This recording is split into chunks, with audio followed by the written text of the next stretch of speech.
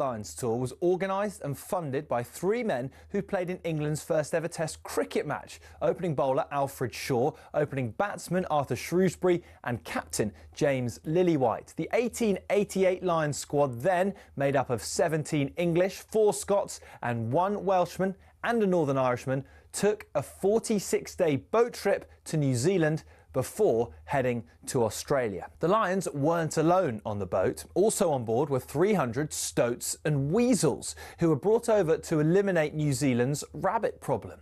The first ever Lions captain, Robert Seddon, died of drowning midway through the tour while sculling on a river.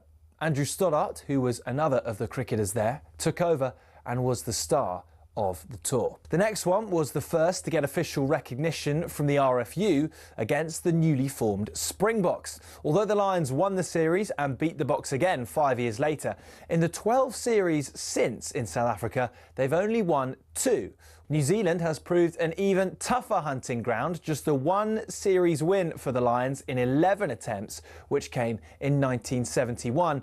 And then there was that nail-shredding drawn series in 2017, only the second in Lions history. Only once have the Lions clinched a series after losing the first test, 1989, when David Campese's infamous ghost pass was pounced upon by Ian Evans. Before World War II, the Lions had a dark blue strip, which on the 1930 tour forced the All Blacks to play in all white. So in 1950, the iconic red shirts, white shorts and blue and green socks combination was born. It remains the symbol of the greatest alliance of adversaries in all of sport. To borrow the phrase from Jim Telfer, the Lions is Everest.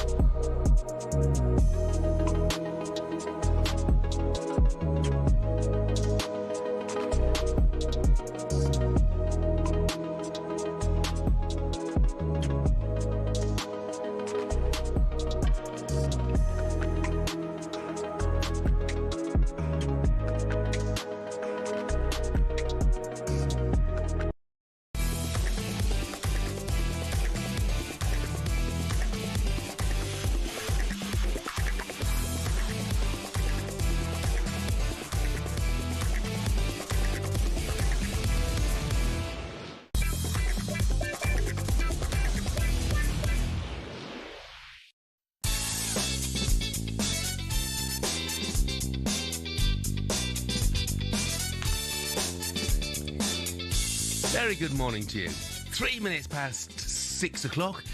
It is Tuesday, August the 5th. This is talkSPORT Breakfast with Arnold Clark. Build your own car deal online or with a few clicks. They make buying your next car easy. I'm Jeff Stelling. Alan Pardew is with me for the next 4 hours here on talkSPORT. Morning, Al. Morning, Jeff. How are you? Yeah, I'm okay. Well, yeah, I'm pretty okay anyway. Good. So, just trying to get used to earpieces and things. Yeah, new surroundings. Yeah. I keep thinking I've gone deaf, but seemingly it's not the case. Yeah, and I did something I don't normally do. You know, when I'm working at talks, I never go out the night before. Never ever go out the night before. You know, but last night I did. So you know, we're a little bit. Oh, okay. Yeah. All right. A little bit. But I'll try and pick you up later then. Yeah. I mean, I'm not in the Alan Brazil school. No. Okay. I'm not in his league. Nowhere near it. Just a couple of pints and a glass of red, was it? Yeah, and a spot of food and so on and so forth. But yeah. But looking forward to the next 4 hours or so because we've got some loads and loads and loads of good stuff. I'm desperate. You know, you get this time of year, you get excited by the transfer window and people moving in, and it's getting to the stage now with Alexander Isak and Benjamin Šeško and things. You just want it over and done with. I know. So we don't have to talk about it every single day.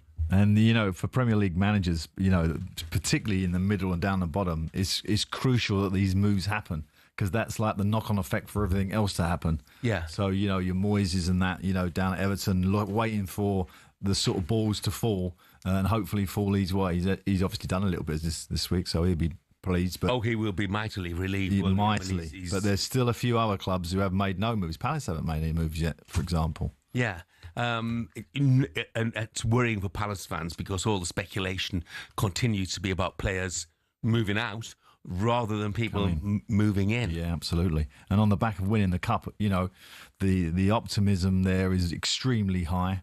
And as you say, you know, sort of hanging over them is the Eze and the Gahey, you know, possible deals going out. Yeah, reading the Times this morning, you know, Newcastle again being linked with Gahey. However, most Newcastle fans at the moment are far more interested in Alexander Isak and maybe the fact that Benjamin Sesko might be coming in. According to our chief football correspondent, Alex Crook, there could finally be some good news for the Toon Army. Benjamin Sesko, the man that they want to come in and take on the Alexander Isak mantle. £70 million guarantee plus add-ons is the latest offer. Newcastle, I'm told, in the last half an hour or so, are confident that bid will be accepted by RB Leipzig. So it's very much ball in Šeško's court now. Does he want Newcastle? Does he hold out for a rival bid from Manchester United potentially? Or does he decide to say RB Leipzig? I think that's unlikely. So it does look like a shootout between Newcastle and Manchester United. And I guess the question for Manchester United now, who've been watching this from afar so far, is do they think £70 million plus add-ons is too high at a time when Sir Jim Ratcliffe has been pleading poverty? It's going to be a fascinating next 24 hours. I think probably tomorrow or by the latest Wednesday when the Newcastle players return for training after their pre-season tour. I mean, it does beg the question as well from a Manchester United perspective. You know, if Isak does go to Liverpool, if Šeško does go to Newcastle, where does that leave them in terms of a striker? Well, you know, it's going to leave them in a terrible position. You know, it looks to me like Newcastle accelerating this quickly to try and take Man United out of the ballpark. It looks like Man United have got to do some business, maybe Garnacho to Chelsea or something like that, to fund this striker, whichever striker it is, and it looks like Newcastle are trying to sort of cut them off at the pass. Yeah. Newcastle fans will be extremely happy with that news because obviously the Isak one is really sort of hanging over them, and are Liverpool going to make the move for him? Where it leaves United is difficult because Højlund definitely needs another foil there. He's not going to be able to carry that shirt all year. I think last year we all see that. So Man United definitely in the hunt for somebody. Yeah. As far as Newcastle or United are concerned, whoever gets Šeško, I mean, he spent the majority of his career at two clubs, two RB clubs actually, Salzburg and Leipzig. He's had two good seasons. Yeah. A bit like Højlund, actually. Yeah, you're not very much like Højlund. Yeah, exactly. So for anyone not quite sure what to expect of him, have a listen to our European football expert, Kevin Hatchard. He's quite unusual in the sense that he's tall, he's like 6'5", but he's quick as well. He strikes the ball incredibly well. And he's prepared to do the unexpected. I remember commentating on a game against Bayern quite late in the season. And there was a moment when he got played through by Xavi. And the goalkeeper was a long, long way from his line. And a lot of players would have looked to lift the ball over him. And he actually thought, no, I can hit this with power with the outside of my boot. And he was able to bend it round the goalkeeper, Jonas Urbich, and into the net. And that's the kind of unusual thing he's capable of. He's got great technique. Yeah, but as you say, similarities in terms of his profile, his age, his goal scoring, as Rasmus Højlund. I think he's got 14 and 13 Bundesliga goals in the last two seasons. So not utterly, totally prolific, but obviously he's impressed enough people.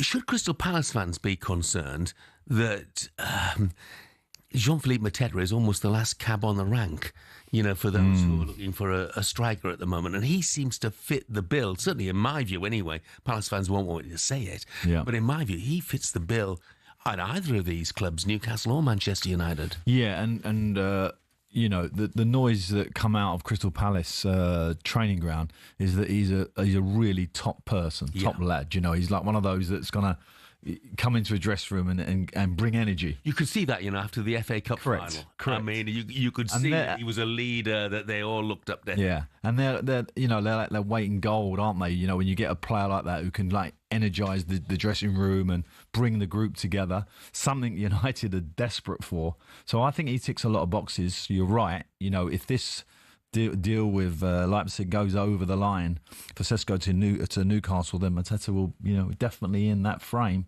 for United. Yeah. What about, everybody's talking about Darwin Núñez going off to Saudi. But again, he played in one of the Liverpool friendlies yesterday, scored, maybe his last appearance at Anfield. Would a Manchester United, I'm not sure about the move from Liverpool to Manchester United, but would a Manchester United or a Newcastle be interested in him? I don't see it. I actually, I think like most Liverpool fans, his energy and what he brings to the team is exactly what you want. But, it's his catalogue of misses, on a consistent basis where you're thinking at that level, he should be scoring more goals. And he had plenty of opportunities last year to have really increased the tally that he got. So I think if I was a Premier League manager, certainly in the midsection, definitely I'd be interested in him. If I was at one of the top clubs, I'd have question marks. Yeah. Well, yesterday on Breakfast, we were joined by the Manchester United legend Rio Ferdinand. He had his say on Ruben Amorim and where he sees them finishing next season. How many players has he brought in? 3 players? Yeah. That were his own players. Yeah. So he hasn't even had his own. This isn't. There's no identity of his players in this squad yet. No. I think he needs a time to get to that. The next window, I think it should be go blind, and he just goes to that window at least, gets that window, gets to invest again, unless it's actually catastrophic by that point. But give him a chance to get to that window, some more players in, and then you can start saying this looks like an Amorim squad. Now, how are they doing? What would be a good season for United, Rio? Where do you think they'll finish Top 8 this season? Top 8. Yeah. Top 8, I think, is realistic. Top 8 good enough for Manchester United, Alan? Well, I think in terms of what happened last year, and the fact that the new manager's still just very much getting his feet under the table, I think that would be an excellent result for them. I think that's optimistic, if I'm honest, but it's realistically with the front of the team, for me, looks a lot clearer, a lot more consistent. Got the boy from Wolves, the boy from Brentford. Both those look like they're going to deliver for me. I still worry at the back, and particularly when they get isolated and they're pushing for wins, that they're a little bit vulnerable. And I think Guéhi, that would be, if I was Amorim, I would be looking at Guéhi to be the man there, to kind of cement the pace you need at Manchester United, like Rio used to play. Rio could be left one-on-one, no problem, with every striker in the Premier League, because he had the pace to deal with it. And I think that's where they really struggle, United. So if 8th is optimistic, where do you see them finishing? Well, I think 8th to sort of 12th, I see them in that sort of category. But, could they break into Europe top, the 6 there? I think it's possible. I mean, I'm a big fan of Amorim, I really am. And I think if you take away the results and actually look at him and the way he's handled that great big club, he's been magnificent, really. He copes with it, the pressure of it all. He seems to breeze through press conferences. It's the results side of the business that he needs to put, his marker down. And I think this year we will see a big improvement for them. I hope so. And Manu's a big part of that. The 2 young players and Ahmed, they're going to have big seasons. Yeah.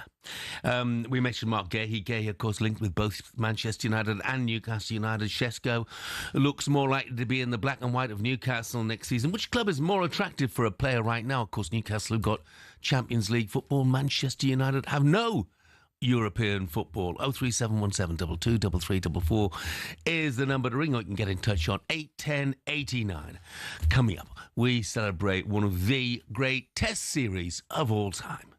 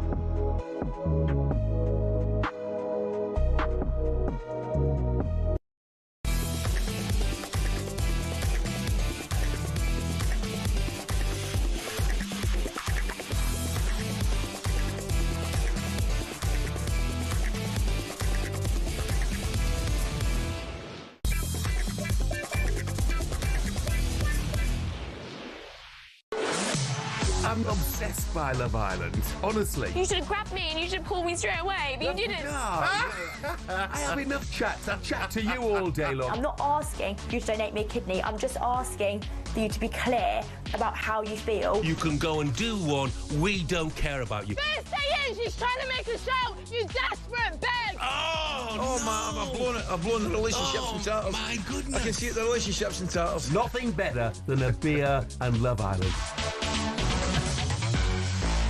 Seriously, before people start to text me complaining that I like Love Island, that was at least 2 years ago that I said I'm obsessed by Love Island. But when you say something here, they never let you forget it, for goodness sake. Well, you know, that's generally in life. When you make an error, that people will keep bringing it back to you. Yeah.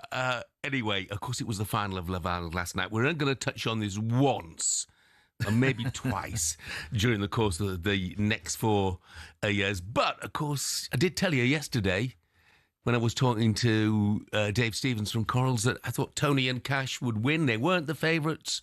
Tony and Cash did win. So 6-4, second favourites, something like that. Okay. Yeah. It's not the sort of thing you want to bet on. Let's be brutally honest about it. But well, my two daughters are absolutely fixated on it. They've been, they've watched it. I had to see it in the background, going on and on and on. Yeah. That's the only way I see it, Al. In the background, I don't take any real notice of it whatsoever. Sounds a little bit different, mate.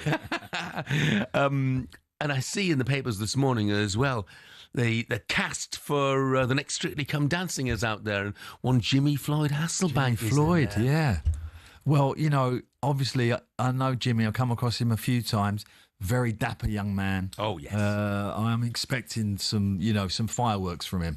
I reckon he can move a bit, Jimmy. Yeah, I'm absolutely certain he can. I think Chris Robshaw's in there as well, a former England Rugby Union star. Yeah, so Chris, that'll be interesting too. Would you ever consider Strictly? Are you a dancer? Oh, come on, Jeff. Got a bit of history, and I dancing. Of course you have, yeah. So I don't know if I've ever been on the list, but I don't think it's for me, if I'm honest. Yeah. Why not? No, I don't. No. I've watched the show. I enjoy the show.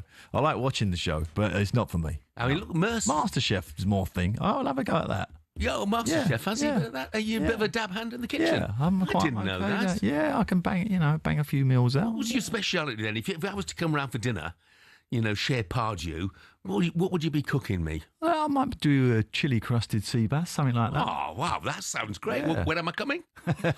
Well, you're welcome anytime, Jeff. Absolutely. Brilliant. Oh, wow. Chili crusted sea bass. Fantastic idea. Look, I mean, Cammy and Merce have both done Strictly, so... Cammy, yeah. Yeah, okay. Right, let's take a look now at today's back pages with Tesco Mobile for Business. The Back Page Review on talkSPORT with Tesco Mobile for Business. Got a side hustle baking bread? Improve your take-home dough with business phone bills for up to 40% less than the big three networks. For verification, see tescomobile.com/business. And Shaban is back with us. Hey, Shaban. A very, very good morning. Alan Pardew, just so you know, if you do cook at any point for Jeff Stelling, spag ball is not on the menu. No. Oh. I'm not a spag ball. I'd love it if he said spag ball. Yeah. You got a history about spag bol or something? Oh no, Jeff he's got a phobia of it. It's not phobia. Just think you're going to eat something Italian. There are better things to choose than spag bol. Yeah, I mean, obviously that in the 90s when I was a footballer, that was standard lunch, every lunch. Yeah, at football training ground, spag bol. You were out last night. Did that mean you missed the final of Love Island? Oh, I wouldn't have watched it anyway. I thought it was genuine that you were a big fan. I watched it because my wife and daughter enjoy watching it. So when you're in London, no, I didn't watch it. It was out last night. He's recorded it. No, yes. He's just He's going to watch it tonight. Picked up the result later on. That was all. Which reminds me, do you remember years ago when the couple won Love Island, and Alan, at the end of it, there's one winner, but then they choose to share the money with the partner or keep it? Do you remember that? Yeah, vaguely, yeah. So the girl won, and she gets 50 grand, and then you get the option to split it and give 20. I have seen that clip. And she was like, nah, I'm going to keep it. Yeah. I was like, oh, you cow. Yeah. That was crazy. Yeah, it bodes well for the future for them, doesn't it? It's going to go well. Anywho, looking at today's back pages for you, it's all love for the cricket. Series for the ages is back page of the Times. Stokes hails Wokes, but England choke not to go their way in the end. The Telegraph Sport pull out saying Wokes is pain in vain. And that picture of him just looking like a total hero. Apparently it was going around group chats yesterday. There's a guy playing cricket in a sling, you know, it brought in a new audience in a way yesterday. Stokes' arm in awe of Chris, Wokes' heroics in vain, and agony is the back page of the Daily Mail. Stokes hails incredible bravery of Wokes after England fall 7 runs short in thrilling finale. Do you think that yesterday was one of the great sporting moments of the year, if not one of the... I think so. I think it was one of the greatest Test series ever, certainly in my lifetime anyway, which... you know, goes back quite a long way. It was, I think it was not just Wokes, but the last hour or whatever it took, for me, was the sporting moment of the year so far. And I know there have been some great sporting moments with Rory winning, you know, his major and the women winning in Switzerland. But for me, that was just, it had everything. Well, I was there a Sunday when you know, Root was in and we was cruising and everything looked like, okay, we're going to win the series.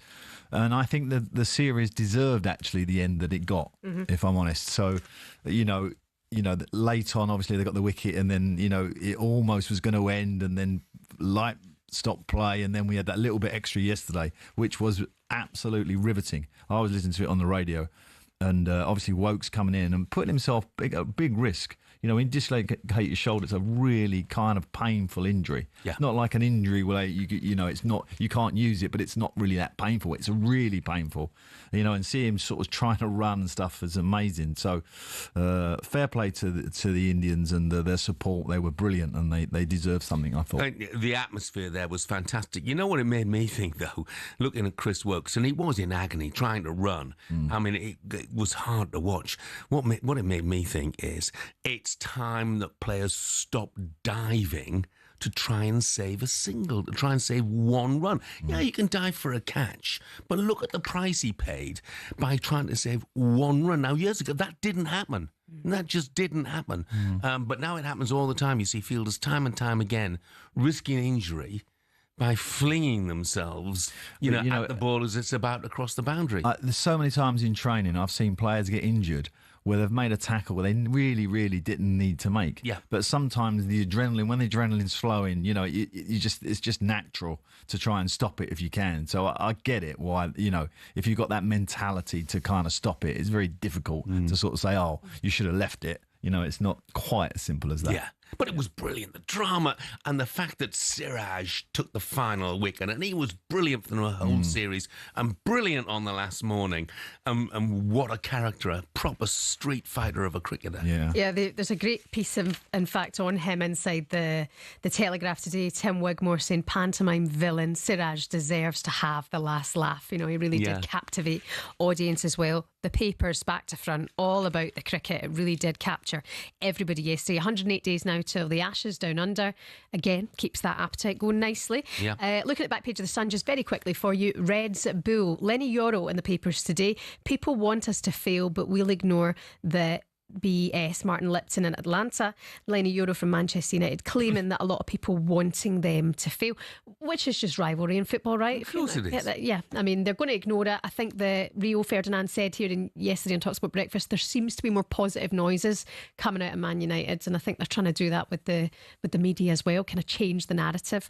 But people want to see you fail. That's what football's about sometimes. Yeah, of course it is. Liverpool fans want to see Manchester United fail. Manchester City fans want to see Manchester United fail. Tottenham fans want to see Arsenal fail. Everyone wants to see Arsenal fail. Everybody, you know, it's just football rivalry. And yeah, I don't get why it should be an issue. You're absolutely right, by the way. There are much more positive signs coming out of Manchester United.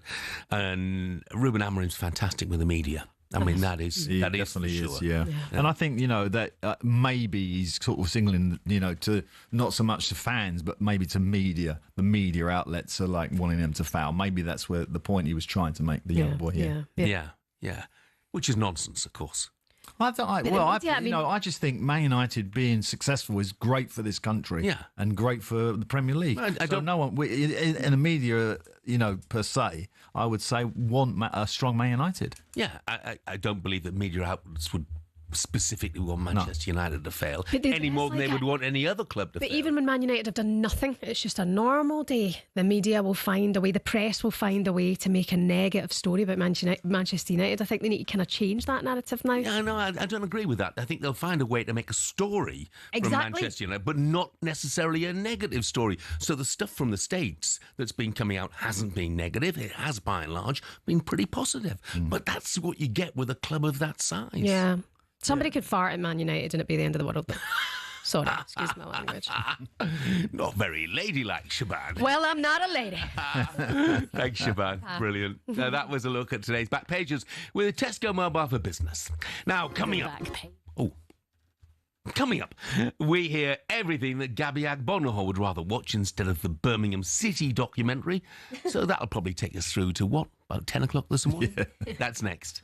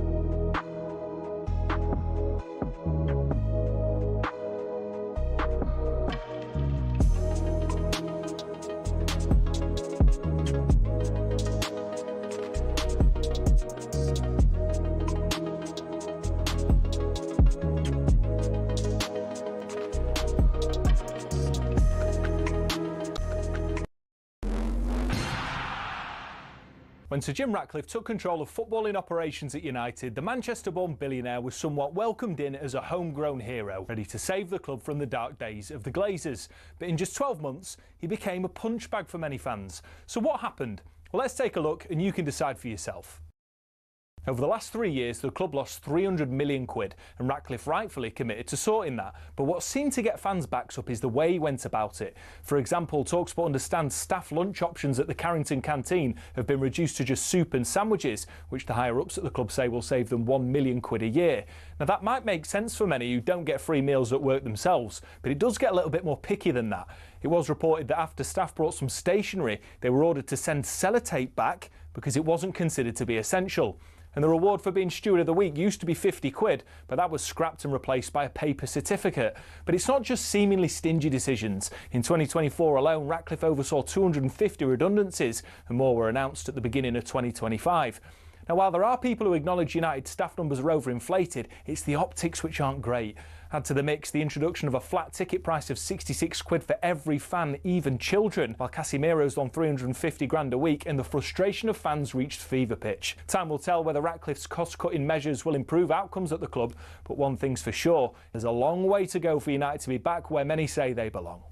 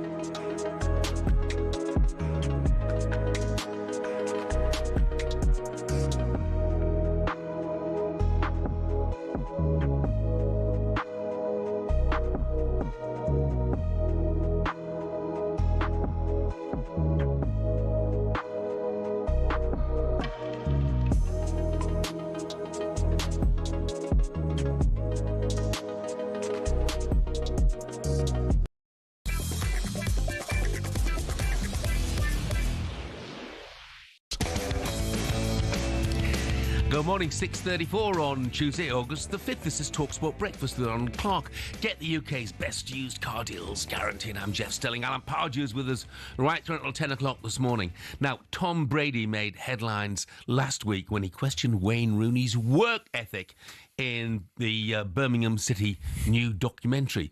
The series has been criticised by many for various reasons. Now, safe to say that Gabby Agbonlahor won't be tuning in. Here's a list of things he'd rather watch. The Antiques Roadshow, Songs of Praise that we had to watch as kids. Okay. Real Housewives of Cheshire, Peppa Pig, Last of the Summer Wine, Jamie O'Hara's reality TV appearances, all 50 of them. Rewatch every Love Island episode ever. How? And then, you know what I'd rather do as well? Face a wall for 12 hours. Face a wall. Look at a blank wall. So you could watch that. you could watch paint dry. Yes, rather than watch that. Spoken like a true Villa fan. I have to say, they're everywhere, though, these fly-on-the-wall documentaries now, aren't they? I remember going back to Sunderland Till I Die, which I think was the first of them, but now they're wall-to-wall. Yeah, it's almost, I remember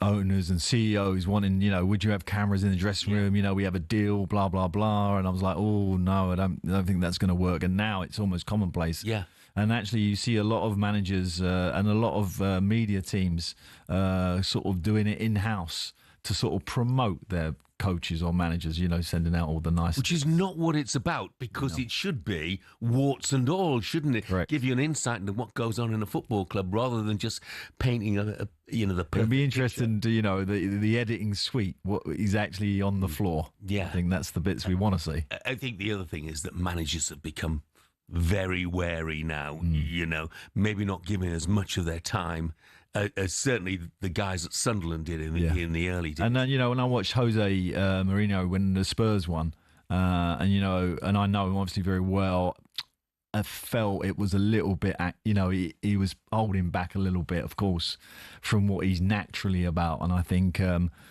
that's what you're getting. You're getting a sort of sanitised version of a manager. Yeah. Which is not what these documentaries should be about. I haven't seen the Birmingham City documentary, so I don't know. I've seen some of it, and Wayne definitely looks like he wants nothing to do with it. Yeah. That's all. So, well, I'm not surprised, bearing in mind what's come out since then. Yeah, and he's trying to manage a football team. He probably inherited that decision. Yeah. Well, talking of Birmingham City kick off the championship season against Ipswich at St Andrews on Friday night, which sounds like a cracking game, actually. You'll hear it right here on talkSPORT. Of course, kick-off is at 8. Now, it probably shouldn't have finished on a Monday morning, probably should have finished on a Sunday evening. But what we got was one drama-filled hour at the Oval that ended like this. 7 to win, 6 to tie. Here is Mohamed Siraj bowling to Atkinson. Bowled in! He hit the off stump out of the Wales has won the game and squared the series for India. There was a low full toss which Atkinson missed. He walks slowly to his partner at the other end. Chris Woakes never got to face a ball. Atkinson did his very, very best. But India have won the test match by 6 runs. Well, it was absolutely sensational stuff. You didn't have to be a cricket fan to enjoy it, did you? And the atmosphere at the Oval, considering there was only going to be an hour or so's play, it might have been less than that. In fact, it looked like it was going to be less than that when England, took 2 fours in the first over. It looked like it was all going to be over in 15 minutes. Let's get some reaction to it all with talkSPORT cricket correspondent Sam Ellard. Morning, Sam. Morning, guys. Well, look, it was breathtaking stuff, wasn't it? And it seemed almost inevitable that the pantomime villain of the series, Mohammad Siraj, should take the final wicket.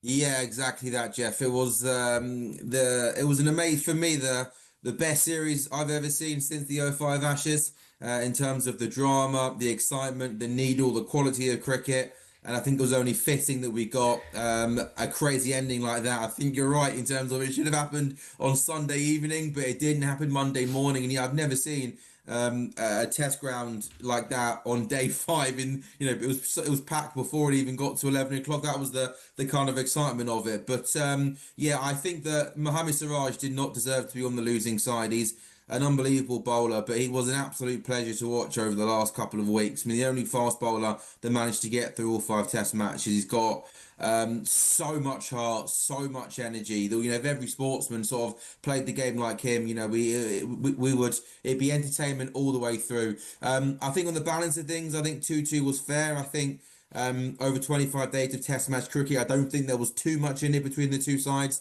So I think overall 2-2 perhaps a fair result. I think if India had lost that 3-1, it would have been a little bit harsh on them. I don't want to accentuate the negative because it was brilliant sport.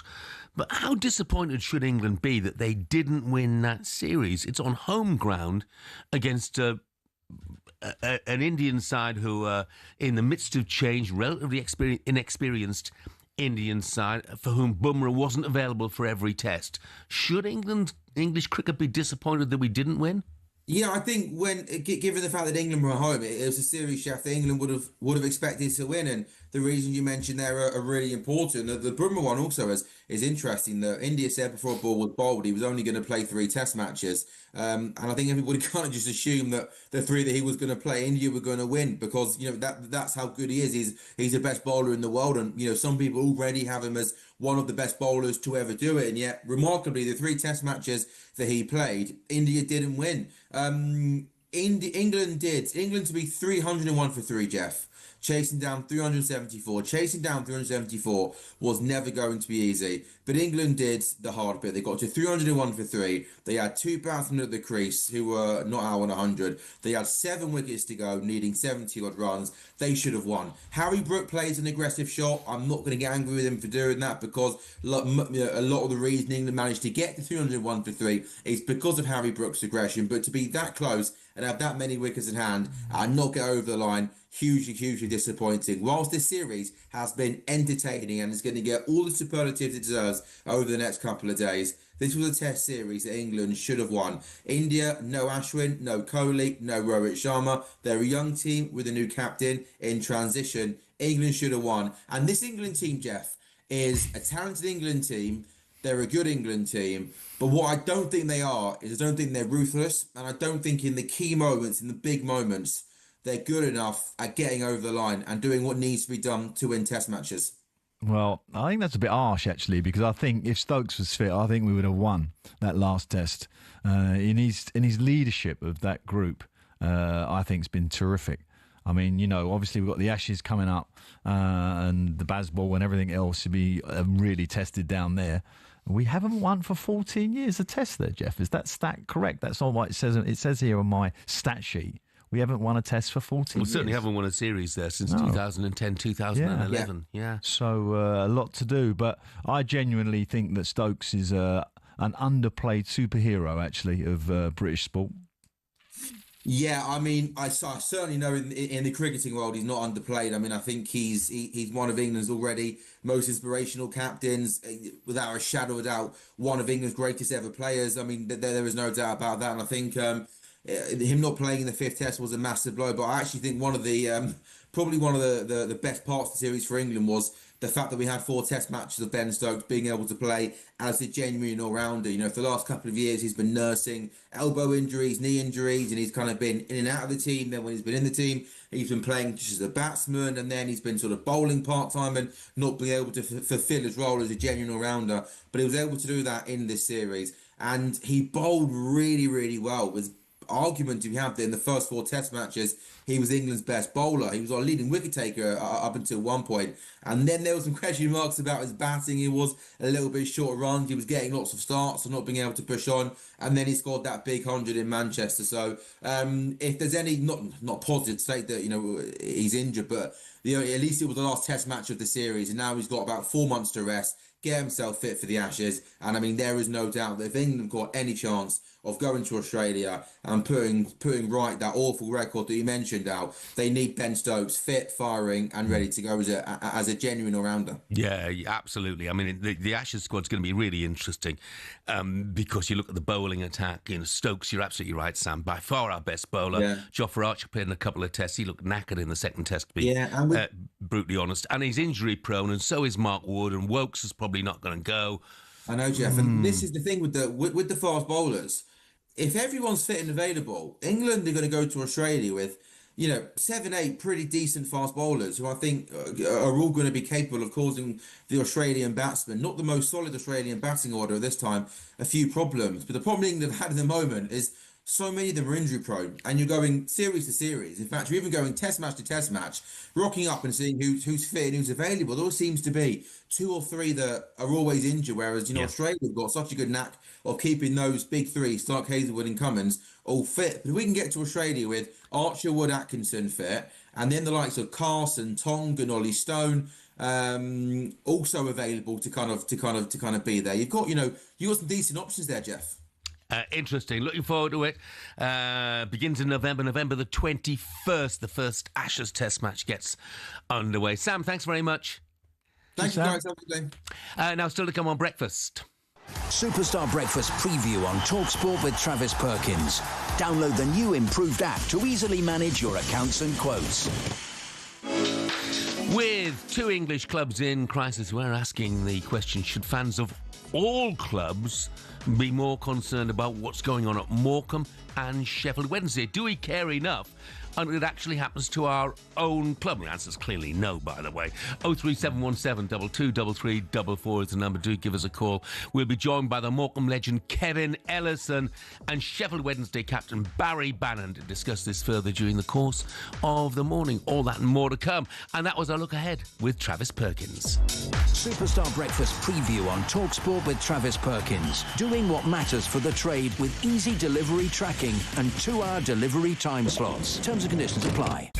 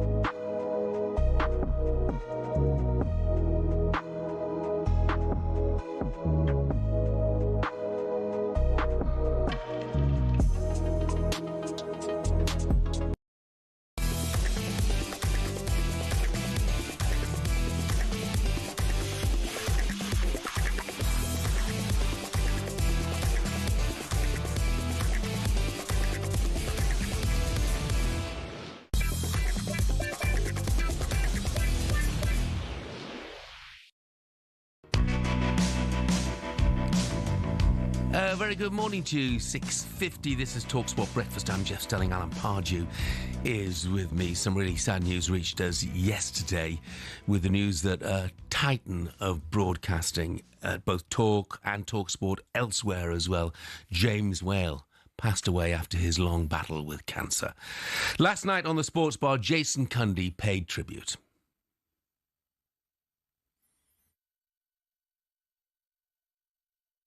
I just want to start today's show by paying tribute to a dear friend of mine and colleague who sadly passed away today, broadcasting legend and radio veteran James Whale, after a long battle with cancer, died today at the age of 74. I just wanted to just mention at the beginning of the show, he was a good friend of mine. James first came to my attention back in the late 80s when he had a TV show called the James Whale Radio Show that was on TV, or the Whale on TV.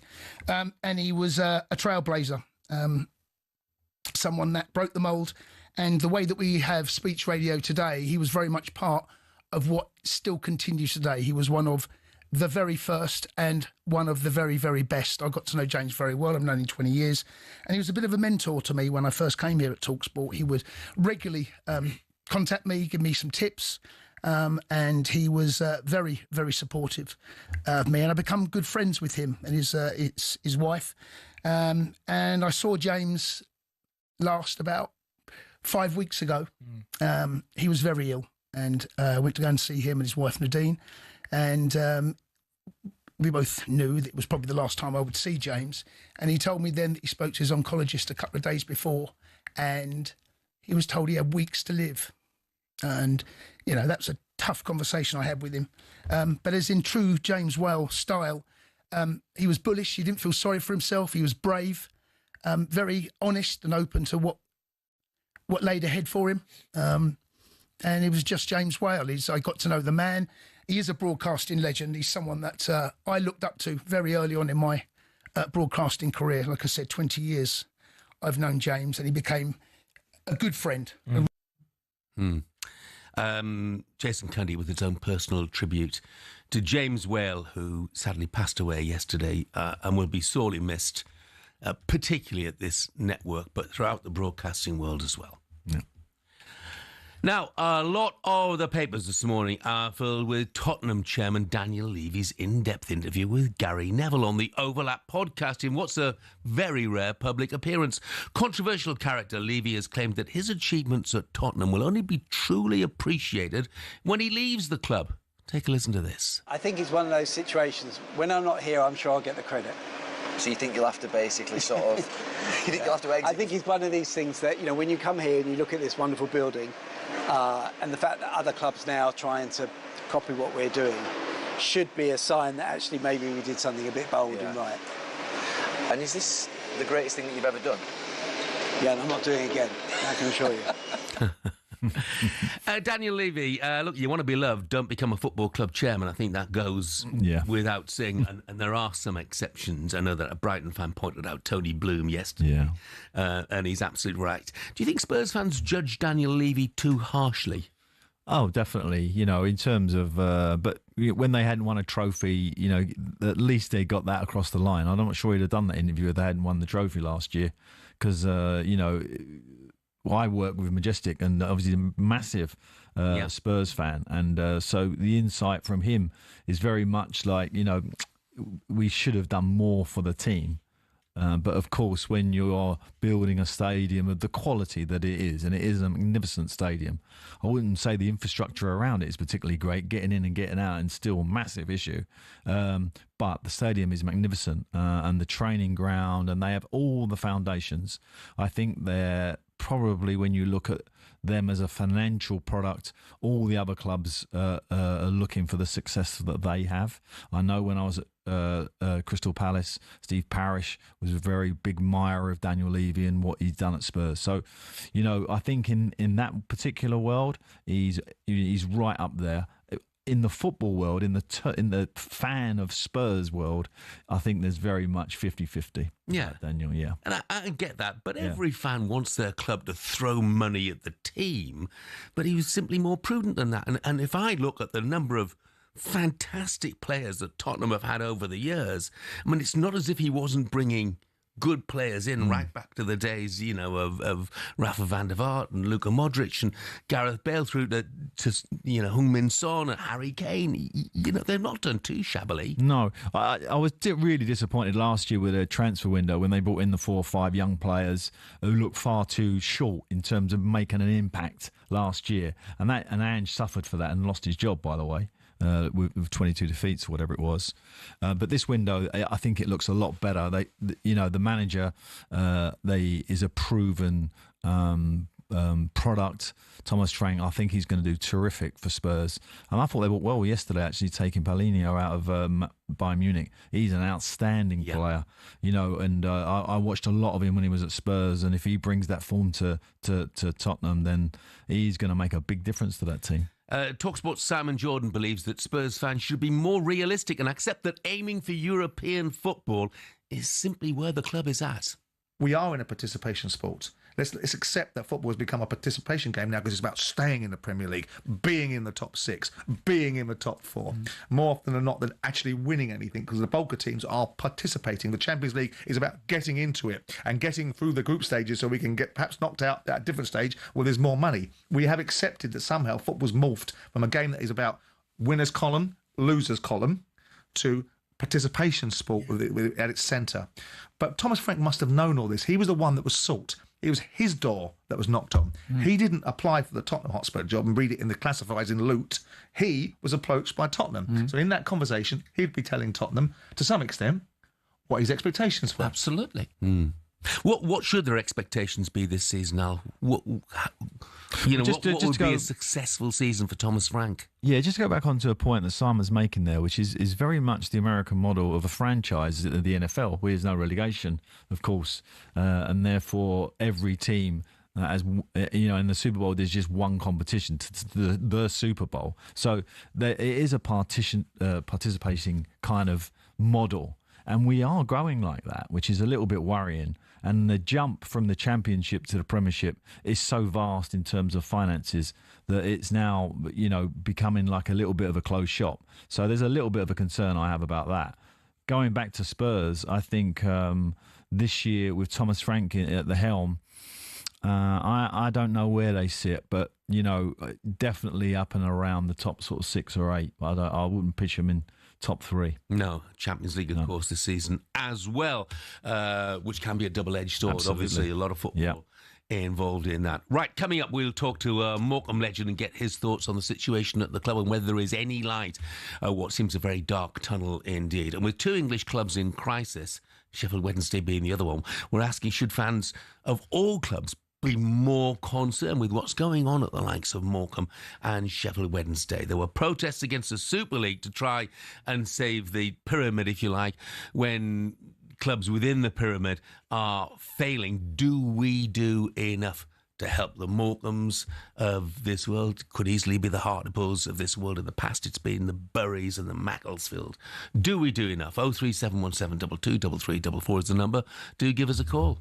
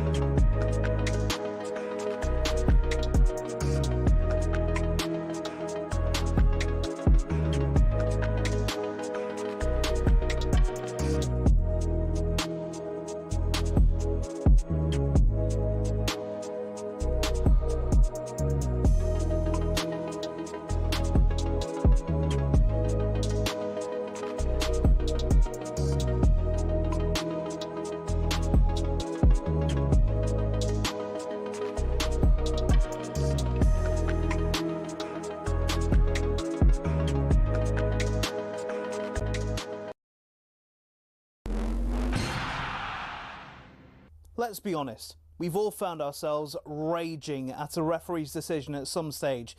This feel familiar?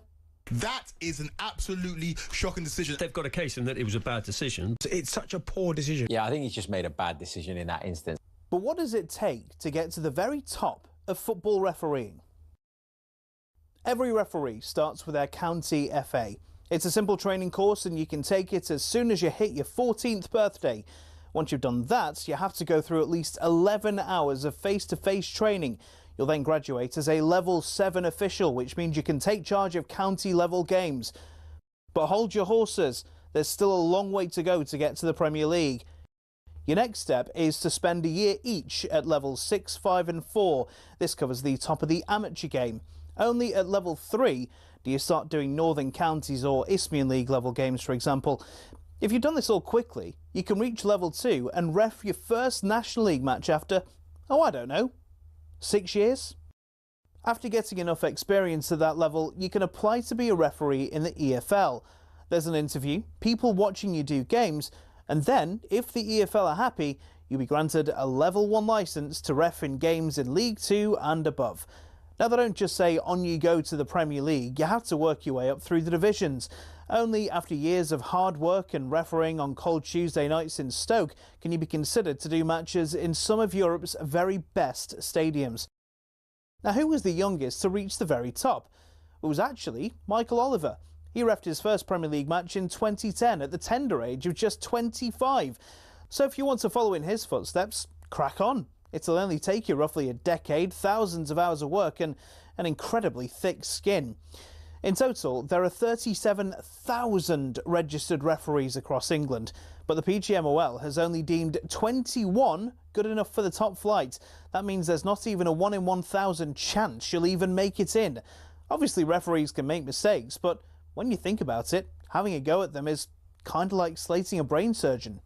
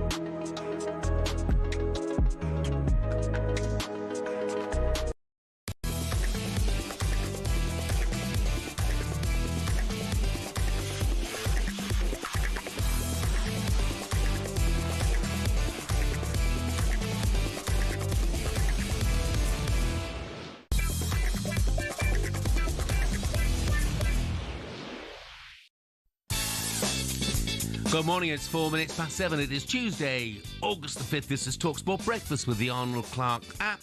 Buy a car and opt into Arnold Clark Rewards to enjoy access to great giveaways and everyday perks. I'm Jeff Stelling. Alan Pardew is with me. We're here right through until 10 o'clock this morning. On the way for you between now and then, we'll be joined by one of Daniel Levy's biggest critics, the former Spurs defender Ramon Vega, to react to the Tottenham chairman's revealing interview. We'll also find out if Liverpool have a new wonder kid, a football agent's view on Alexander Isak's behaviour, and Sheffield Wednesday skipper Barry Bannan will tell us just how dire the situation at the club really is. And speaking of clubs in crisis, staff at Morecambe are continuing to work despite reports that the club would officially shut down yesterday. That is not the case. That hasn't happened. The man at the centre of the mess is owner Jason Whittingham.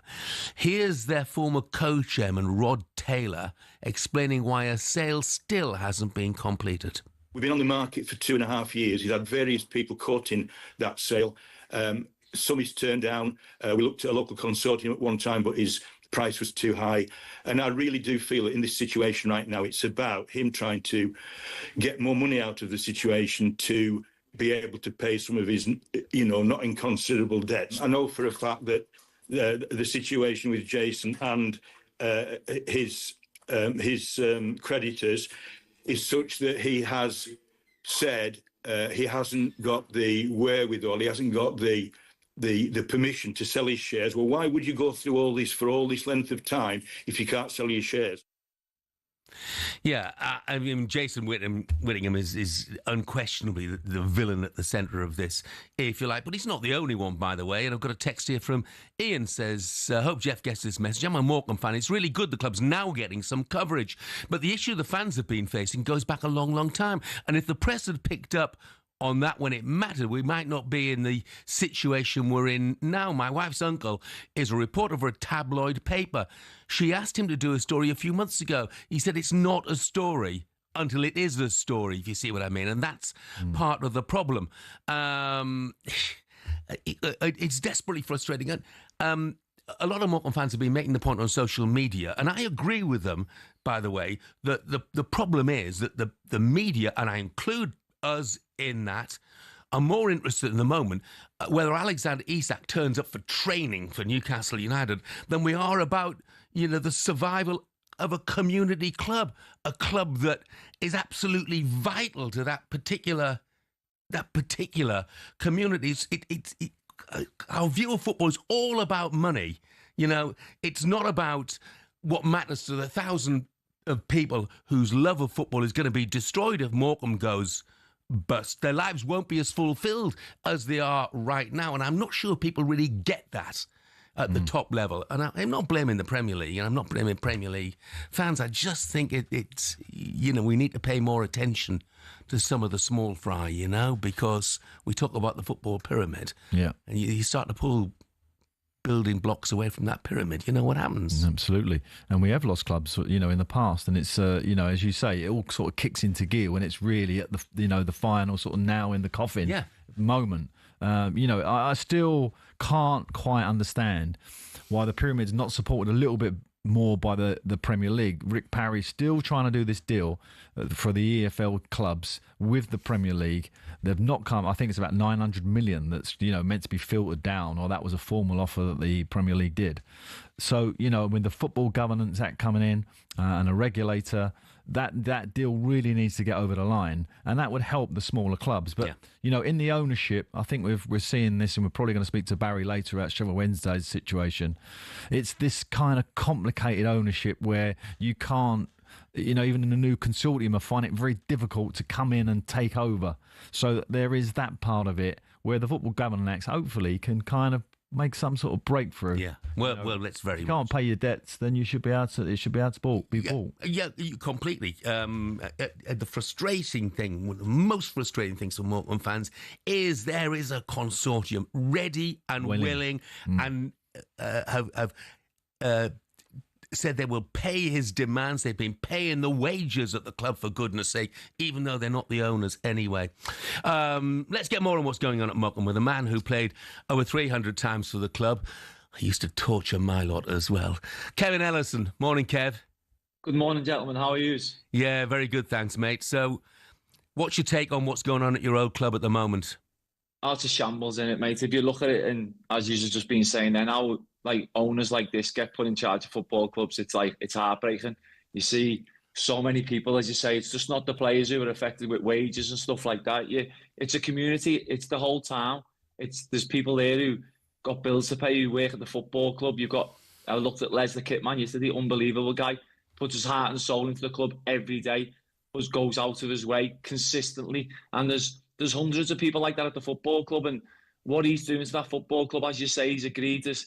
Well, he's not agreed to sale. There's people there who've offered to put money in the club. They've paid wages. Apparently, I read they've given him a loan, and he's not having it for whatever reason. Yeah, I mean, you do wonder what sort of man can do this to a community, don't you? Bear in mind he was part owner as well of the ill-fated Worcester Warriors. And we talk about communities, Kevin. I know it's something that you're involved in now. Maybe people don't get it.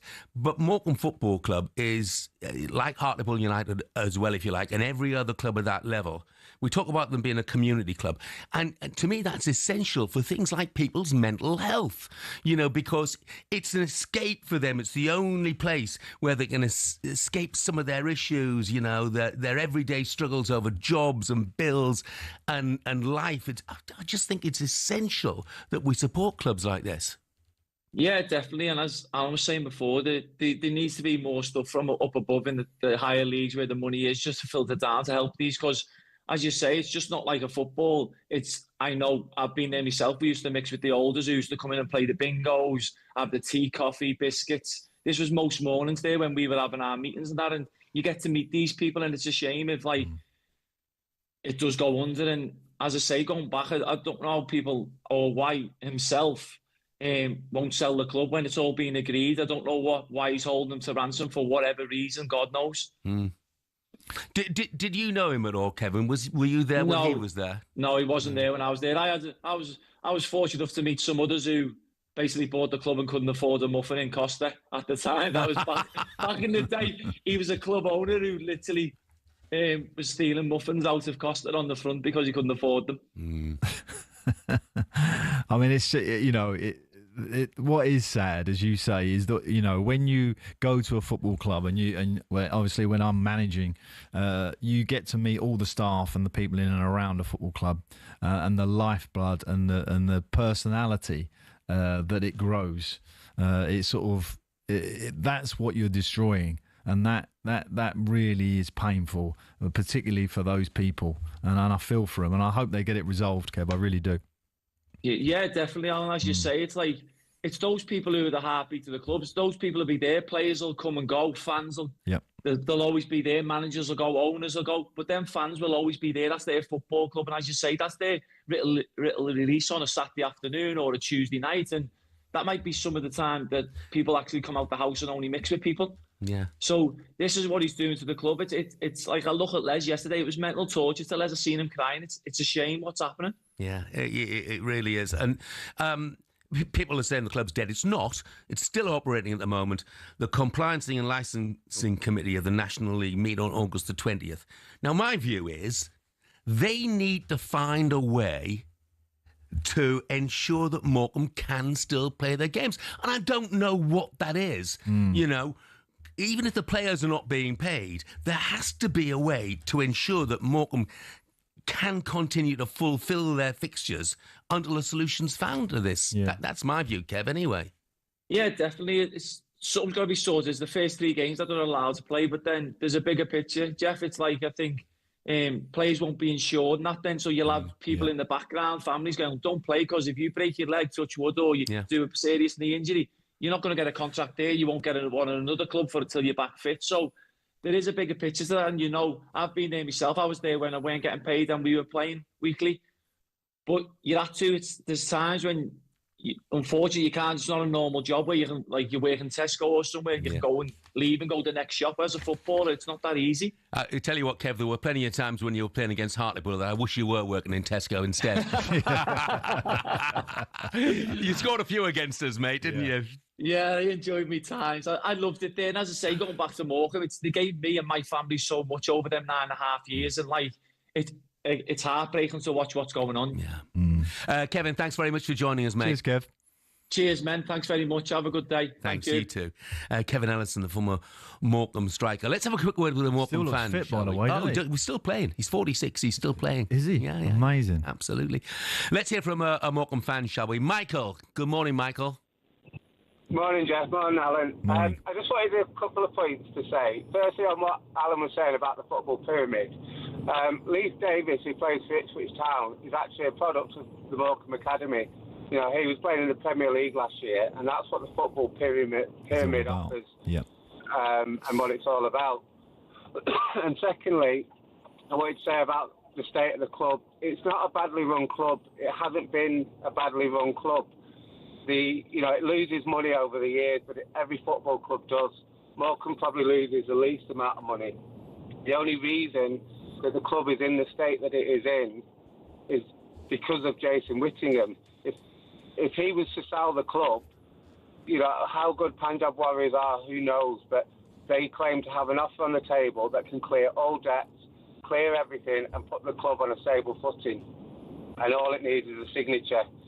You know, it's not about being badly run. It's not about the directors, the chairmen doing a bad job, because I don't believe they have. It's about this one person who just will not sign the contract over for whatever reason. You know, there's all sorts of rumours jumping around.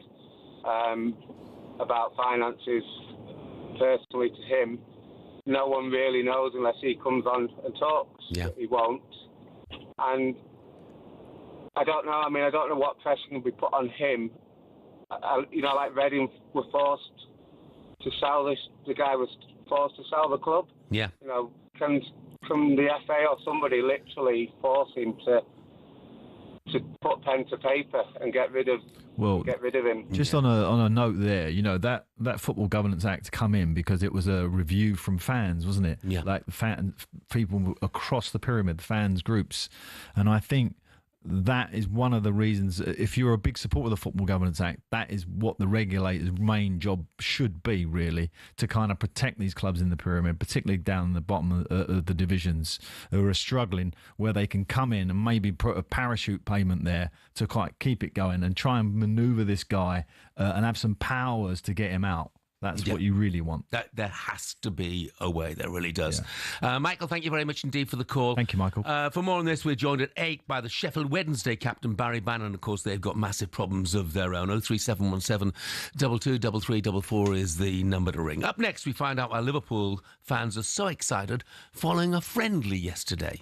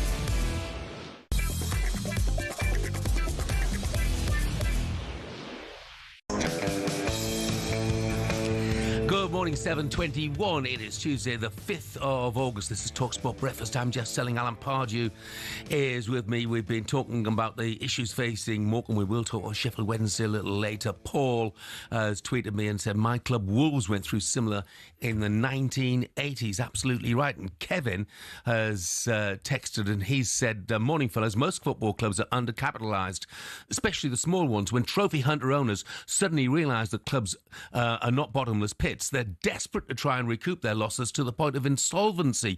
Most football clubs are community assets and a religion in their own rights. Most smaller clubs are not profitable and should only be owned by those who can afford to lose their investment. In short, if you can't stand the financial heat, keep out of the boardroom. Kev, I absolutely concur with that. Now, Liverpool returned to Anfield for the first time last night since the tragic passing of Diogo Jota in a double-headed friendly against Athletic Bilbao.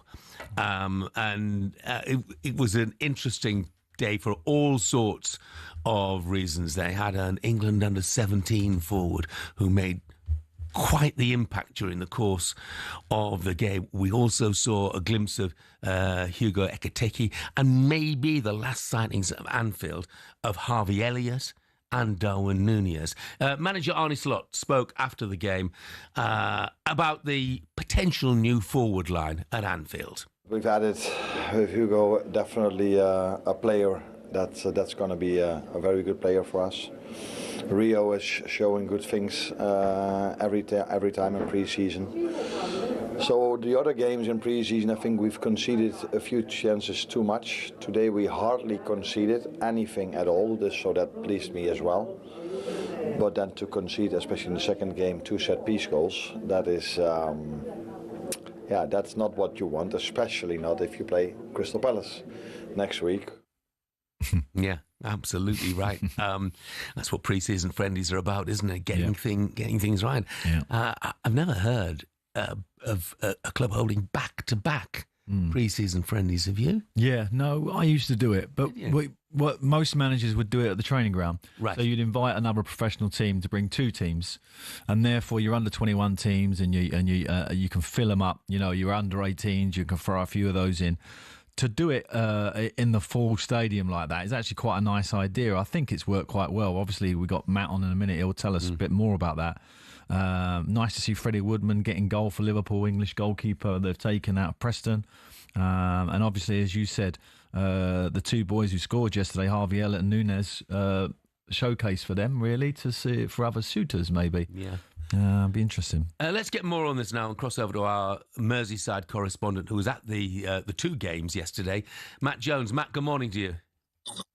Good morning. Good to speak to you. And you, Matt. I mean, tell us first of all, obviously, first games at Anfield since the tragic passing of Diogo Jota. I saw some of the photographs beforehand, the laying of wreaths by Phil Thompson. What was the mood like? Yeah, it was obviously sad and poignant at certain moments in the game, or both games. They had a minute of applause in the 20th minute of both matches, and the referee stopped the game on both occasions, actually, which was really nice to allow the players to soak up the emotion of the occasion and join in those minutes of applause as well. And on top of that, as you mentioned, Phil Thompson walking to the Kop end of the field to lay a wreath 15 minutes before the first game. That was a hair-raising moment because everybody within the stadium took to their feet to applaud that as well. So there was a different kind of atmosphere. Diogo Jota's name was chanted at various points through the match, and there were plenty of fans with Portugal scarves or flags or wearing their Diogo Jota shirts inside Anfield as well. So it felt like Liverpool really paid tribute to him, and they will continue to do so through the season. There's going to be more tributes to him ahead of that opening game of the season against Bournemouth in a couple of weeks' time. So they've already started showing how they feel, those fans. Matt, it's interesting. Obviously, there were first glimpses in the games of some of Liverpool's big money signings, the likes of Florian Wirtz. But it's a 16-year-old who's getting all the headlines. Tell us a bit about him. Absolutely. He was absolutely electric, the lad that you're talking about. Gunamowo signed from Chelsea about a year ago, made his debut against Accrington in the FA Cup in January. 16, And he just lit the show up. The goal that he scored within 2 minutes, only his second appearance at Anfield, picks the ball up inside his own half of the field, runs half the length of the field, and then curls it into the bottom corner from 2 yards outside the area. And then, as if that's not enough, 2-3 minutes later, he's teeing up Darwin Núñez to make it 2-0 in front of the Kop end. Incredible. He just had their right back on toast through the afternoon. Real box of tricks, confident. Loved the step over, the drop of the shoulder, had pace about him, direct, a lot of fun to watch. And 16 years old, not necessarily expect him to play a major part in the Liverpool side over the next 12, 24 months, but they certainly know they've got an exciting prospect on their hands now. Yeah, it's always, those, when you're a football manager and you've got those games and you've got this, these young talents, you're kind of thinking, I wonder if, one of them's going to really pop up today and really show what they're about. And obviously he's done that. And he'll be getting plenty of slaps on the back from the first teamers. And it will only enhance his confidence. So that's a lovely moment. Absolutely. And probably a big moment for Arne Slot as well, to see whether he could handle that Anfield atmosphere. I know it's not the same. It's not a Premier League fixture, but it's still a huge occasion for him. It was a full house at Anfield yesterday, so he's turning out in front of 55, 60,000 people to try and show what he can do. And he took that pressure on well. I say it's not the same as a Premier League game, but it's not too far off. It's the biggest crowd he'll have played in front of it in terms of a Liverpool crowd like that. And he rose to it. So, maybe we'll see him in the Premier League over the next And few months. he's not the first player this pre-season because, Arsenal, they're extremely excited about Dalman. This young boy who, went through, one of the teams like Messi, sort of runs with the ball, that flow and that beautiful rhythm. And that's what pre-season is all about for managers, seeing where these young players can step up to the plate and grow. And it's a real growth spurt, actually, for young players to play with first-team players, be in that dressing room, get the grips of just how tough it is to be a Premier League player. Oh, look, really exciting to see him. And at the other end of the scale, of course, Matt, we've got Florian Wirtz. Yeah, he was brilliant and fun as well.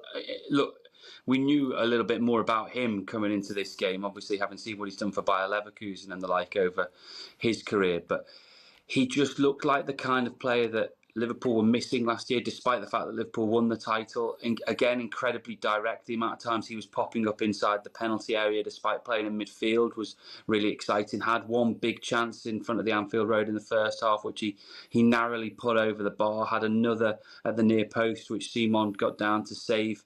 So he looks like he's going to add a lot. And Liverpool, that midfield last year, they had 3 real first-team starters.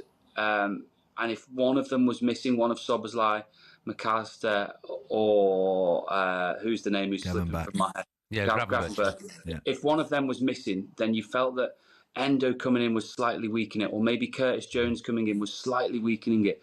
It looks like they've got 4 now there that they could really rotate, and it won't necessarily take away from the quality. Look, I think Curtis Jones is a really talented player as well, but he doesn't quite offer that same thrust into the box that Wirtz is going to have, that drive forward. So he looks fantastic. Frimpong, the pace that he showed, his feet seemed too quick for his body at times. He slipped over a couple of times on the turf at Anfield, but he's going to be a real asset at right back. And then, the one that really impressed me was Ekitike, who got an assist.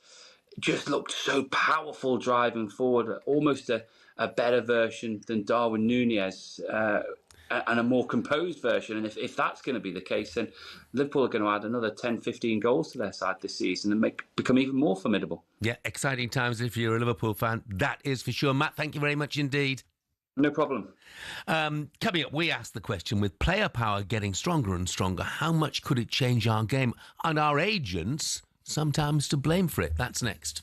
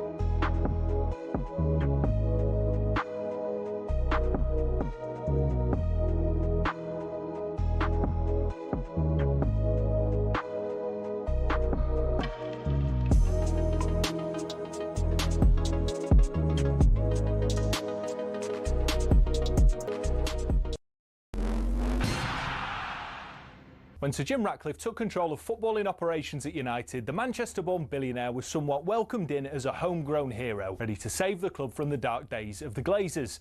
But in just 12 months, he became a punchbag for many fans. So what happened? Well, let's take a look and you can decide for yourself. Over the last 3 years, the club lost 300 million quid, and Ratcliffe rightfully committed to sorting that. But what seemed to get fans' backs up is the way he went about it. For example, talkSPORT understands staff lunch options at the Carrington canteen have been reduced to just soup and sandwiches, which the higher-ups at the club say will save them 1 million quid a year. Now, that might make sense for many who don't get free meals at work themselves, but it does get a little bit more picky than that. It was reported that after staff brought some stationery, they were ordered to send sellotape back because it wasn't considered to be essential. And the reward for being Steward of the Week used to be 50 quid, but that was scrapped and replaced by a paper certificate. But it's not just seemingly stingy decisions. In 2024 alone, Ratcliffe oversaw 250 redundancies, and more were announced at the beginning of 2025. Now, while there are people who acknowledge United staff numbers are overinflated, it's the optics which aren't great. Add to the mix the introduction of a flat ticket price of 66 quid for every fan, even children, while Casemiro's on 350 grand a week, and the frustration of fans reached fever pitch. Time will tell whether Ratcliffe's cost-cutting measures will improve outcomes at the club, but one thing's for sure, there's a long way to go for United to be back where many say they belong.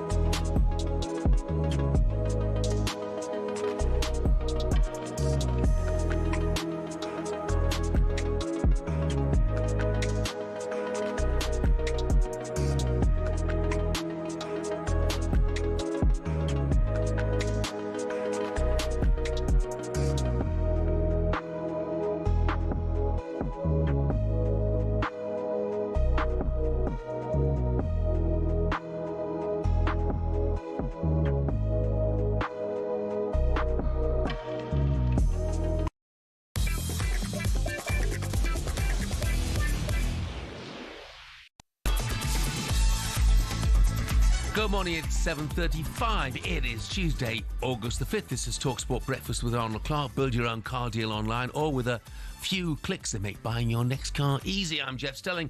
Alan Pardew is with me this morning right through until 10 o'clock. Now then, Alexander Isak is back in Newcastle after a short break away at his former club Real Sociedad. Sounds like it was on holiday, doesn't it? A short break away. I said that to my kids, you know, if I'm going off to Portugal. Nice. I was, it's not a holiday, it's just a short break. So he obviously didn't join his Newcastle teammates on their pre-season tour. Former Villa striker Gabriel Bonneho was talking yesterday on what he used to think of players effectively going on strike, as Isak did. I think football's changed a lot. I think teammates now of Isak, and we can go into Hutchinson and Wissa, players that may be looking for a move and they're not getting their way. I don't think teammates are going to put them up in the air on the training pitch or in the changing room. But when I played, especially in my early years, if you were doing something like Isak's doing, a Dan Burns sort of player, they've got you in the corner of the dressing room. They've got you by your throat in the corner of the dressing room and saying, listen, don't take the mick out of this football club. This is my football club. You're taking the P here. Don't do this. Listen, if you want to move, there's a way of doing it. You told the club you want to move. If they meet the amount that Newcastle want for you, no problem. Do you think the players have got more power now, Al, than maybe 10, 20 years ago? Yeah, I think so, because, you know, the finances have moved to such a level that it's affecting their thinking, whereas before it wasn't. So it was more of a kind of move career-wise. I think there's a career move and there's a financial move too now, and that wasn't really the case back in Aga's day when he was talking about the bullying in the dressing room. I'm not really too keen on that, putting someone up against the wall. But I think the policing, what my experience, particularly in the Premier League, the policing of that is actually quite strange, because players kind of side with the player who's on strike a little bit, because they're assuming that it's a great move for him financially, for his family, etc., etc. They see that side of it, and because players getting cut, and when they're running out at the end of their careers, they get pushed to one side. We all know that that's the professionalism of the game. So I don't think Isak will be greeted in that dressing room by fellow international players with angst. No. I think it will be like, oh, okay, you're back. It will be sort of camaraderie kind of chit-chat and hoping that he's going to train. Obviously, they want him to stay because he brings success and win bonuses to them and their families. Yeah. So you want the best players to stay, and you will be kind of encouraging him to sort of get over it, let's move on. But it doesn't look to me, when you look at the Liverpool model, we're just talking about two professional games in front of, the size of their squad, and to add him would make the Premier League very, very difficult for everybody else. So for me, I really hope Isak stays at Newcastle. Interesting. I mean, we're not just talking Alexander Isak here either, because it's the same thing at Brentford with Johan Wissa. Yeah. And if you want to and it won't be the only. You can imagine that every club, almost, there's one player that's having a soul cut because he wants to move. Yeah. And it might... You look further afield, Atalanta, Ademola Lookman is refusing to play for them at the moment because he wants to move to Milan, Let's bring in football agent Sky Andrew to give us more on this. Morning, Sky. Morning, guys. Morning, look, Sky, players have got all the power, haven't they? If you look at Isak and take that situation, what on earth can Newcastle United do? They can't just banish him to the reserves and not play him, can they? He's a £100 million plus asset. Yeah, I don't like it when players look bad. When an agent does a player's contract, you should negotiate the marriage and the divorce at the same time. If you structure a player's contract correctly, then a player wouldn't have to do this kind of stuff. It's quite simple. When a player gets into their mid to late 20s, they have to have a say in their career, because if they don't, they can easily miss the boat. So if a player's got 3 years left on their contract, they literally have got no power, apart from to look really bad, and they still might not go. I look at Eddie Howe's been talking, hasn't he, and said Isak can't just step straight back into training after what he's done, but he can, can't he? The truth is, if Alexander Isak went to Newcastle now and said, change my mind, I want to stay, he'd be training the next day, wouldn't he? Well, what I was saying earlier is that, a player shouldn't look bad if their contract is negotiated in the right way. When players have to try and force a move, you seldom see who's behind it. You just see the player not happy with the situation. And good agents have got to structure contracts for the what-ifs. And players do sometimes outperform clubs. I'm not saying that Isak has massively outperformed Newcastle, but sometimes a club will outperform a player. And if the club is doing great things and the player isn't, then they'll just get rid of the player and nobody says anything. But if a player does really well and excels and becomes world class, but find themselves in a contract situation where they can't get a move that they want, then there's only one person who looks bad. No one's talking about anyone else. Everyone's talking about Isak, yeah? But he's a footballer who's got representatives and advisors. Now, if you don't speculate and say that my client is going to be a top player, then you're going to find yourself with problems. Why haven't players got a buyout clause? You've got a buyout clause, there's no issue. Well, there's still an issue around that in a way, because, as you say, Sky, when you get in contracts now, you get a buyout clause, and that buyout clause is a clause that if a club meets it, then they are committed for you to sell. But actually, a lot of clubs, and Eze's in this situation at Crystal Palace, no one has come to that figure. But there's times on those figures when that time runs out, maybe on a clause, and then there's this new window of opportunity of, well, what is the fee now that clause has gone?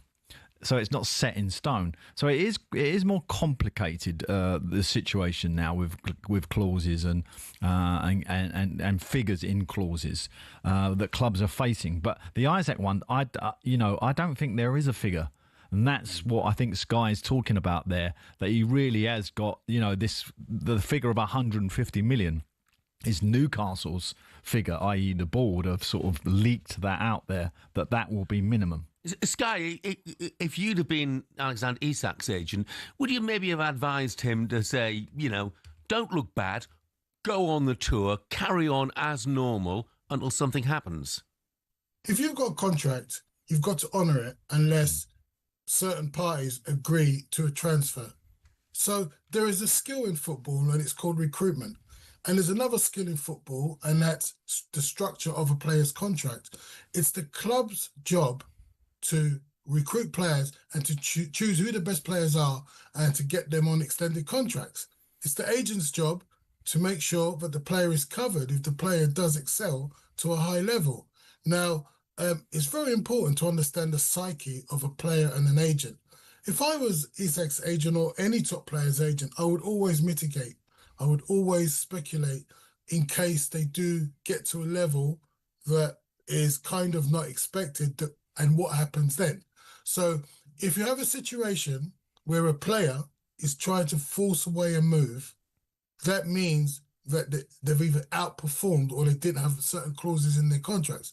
And with buyout clauses, people think it's just a buyout clause of X, Y, Z, but a buyout clause can say, we've got to tell you of any offers for you. A buyout clause also, you saw with when Neymar was bought by PSG, he had a buyout clause of 200 million, and PSG just came and said, we want the player, and Barcelona said, you got to give us all the money up front, and they just wrote a check and give them the money up front. Most clubs can't afford to pay for a player up front. Most clubs have got payment plans for players. So as an agent, you've got to make sure that you've covered all the divorce options when you're doing the marriage. But, in the honeymoon period of players' contracts, it's a time when an agent can say to a player, just sign that 5-year contract. If someone wants you, they'll come and buy you. And that's not the case. The case is that if you've got 3 years left on your contract, you've got no power. When people say players have got power, players have only got power if you're Declan Rice, if you've got a year left. And then clubs are looking at it and thinking, do you know what, we've got to sell him. Declan Rice is a great example. He decided that he wasn't going to sign a new contract. Sorry, West Ham fans. And then when it came to a bid coming in, he was in a powerful position to say, I want to go here, I want to go there. But if players keep signing contracts, and we know why players keep signing contracts, is because from an agent's point of view, the longer the contract, the bigger the fee. No chance for the player to leave after 2-3 years, and that's a major problem for the player. So when I look at a player looking bad, to me, it's not the player's fault. Sky, thank you very much indeed. Thanks, guys. Cheers. The agent's perspective on what might be going on at Newcastle and elsewhere at the moment. People I feel sorry for once again, it's the fans who forked out £100 plus for this season's shirt with Isak on the back. Yeah. Can I just say two things to add to that? One is, it's meant to be private and confidential when you have a buyout clause. That's in the contract. So there's always that party, and I think this is where Notts Forest got involved with Buck Williams to Spurs, saying that who has released that clause? Who's released that figure? How has that become available to the media and it's out there and it's actually accurate? So that's that issue. And the second one is that when there is a buyout clause, let's say it's 50 million, Sky mentioned it, I just want to explain that actually the club might then just go, well, we want all of it. We want every penny of it paid up now. And obviously clubs can't do that, particularly with the rules. So that's the other point. So who would have released those Morgan Gibbs White details then? Exactly. Well, we know it's obviously his agent. Yeah. 100%. Paz, thanks very much indeed. Still to come on breakfast. Superstar Breakfast preview on talkSPORT with Travis Perkins. Doing what matters for the trade. Find your local branch at travisperkins.co.uk. So with two English clubs in crisis, we're asking the question, should fans of all clubs be more concerned with what's going on at Morecambe and Sheffield Wednesday? During the Super League, there were protests to protect the so-called football pyramid. And we all, of course, we all love an FA Cup upset when the likes of Morecambe are involved, don't we? But do we actually care enough when one of those clubs is under threat of going out of business? 03717 22 3344 is the number to give us a call. We'll be joined by the Sheffield Wednesday captain, Barry Bannan, at 8. That was our look ahead with Travis Perkins. Superstar Breakfast preview on talkSPORT with Travis Perkins. Bricks on bricks on bricks. Over 40 million available to order with delivery to site. That's one less thing to worry about.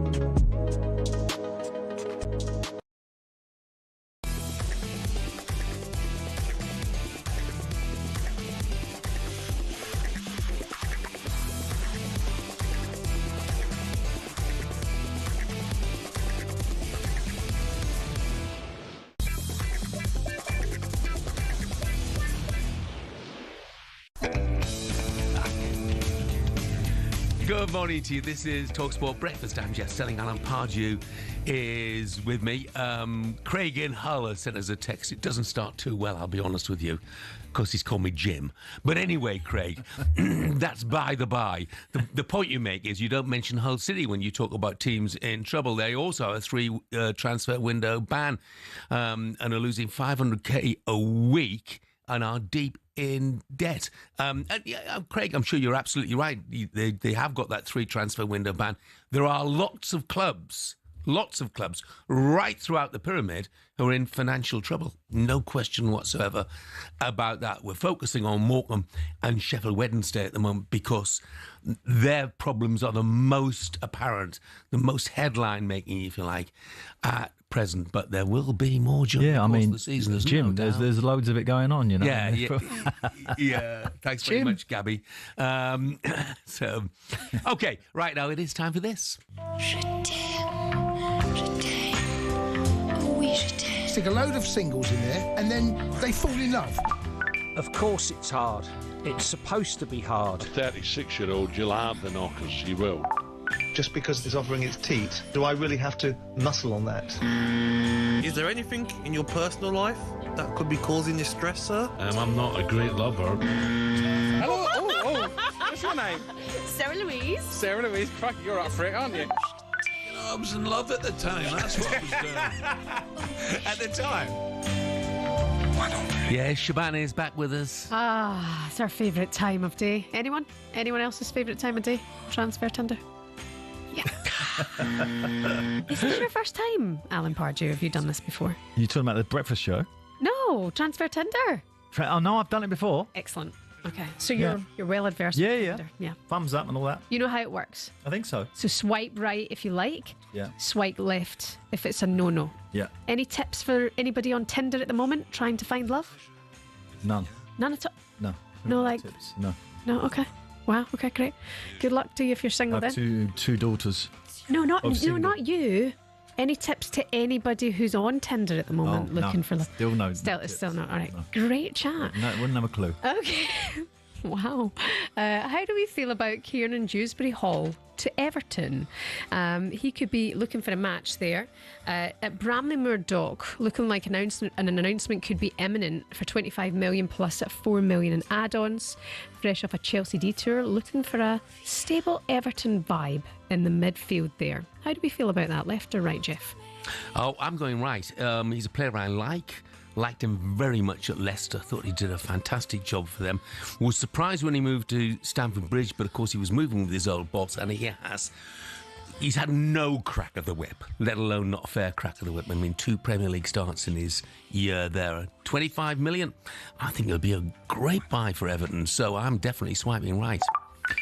You've got a I'm match. going left. Whoa. I just can't work out why he hasn't got a game at Chelsea. Obviously, they've got a big group of players. I see him on the sidelines, and I think he got a little bit of that final. He was on for a few moments or whatever.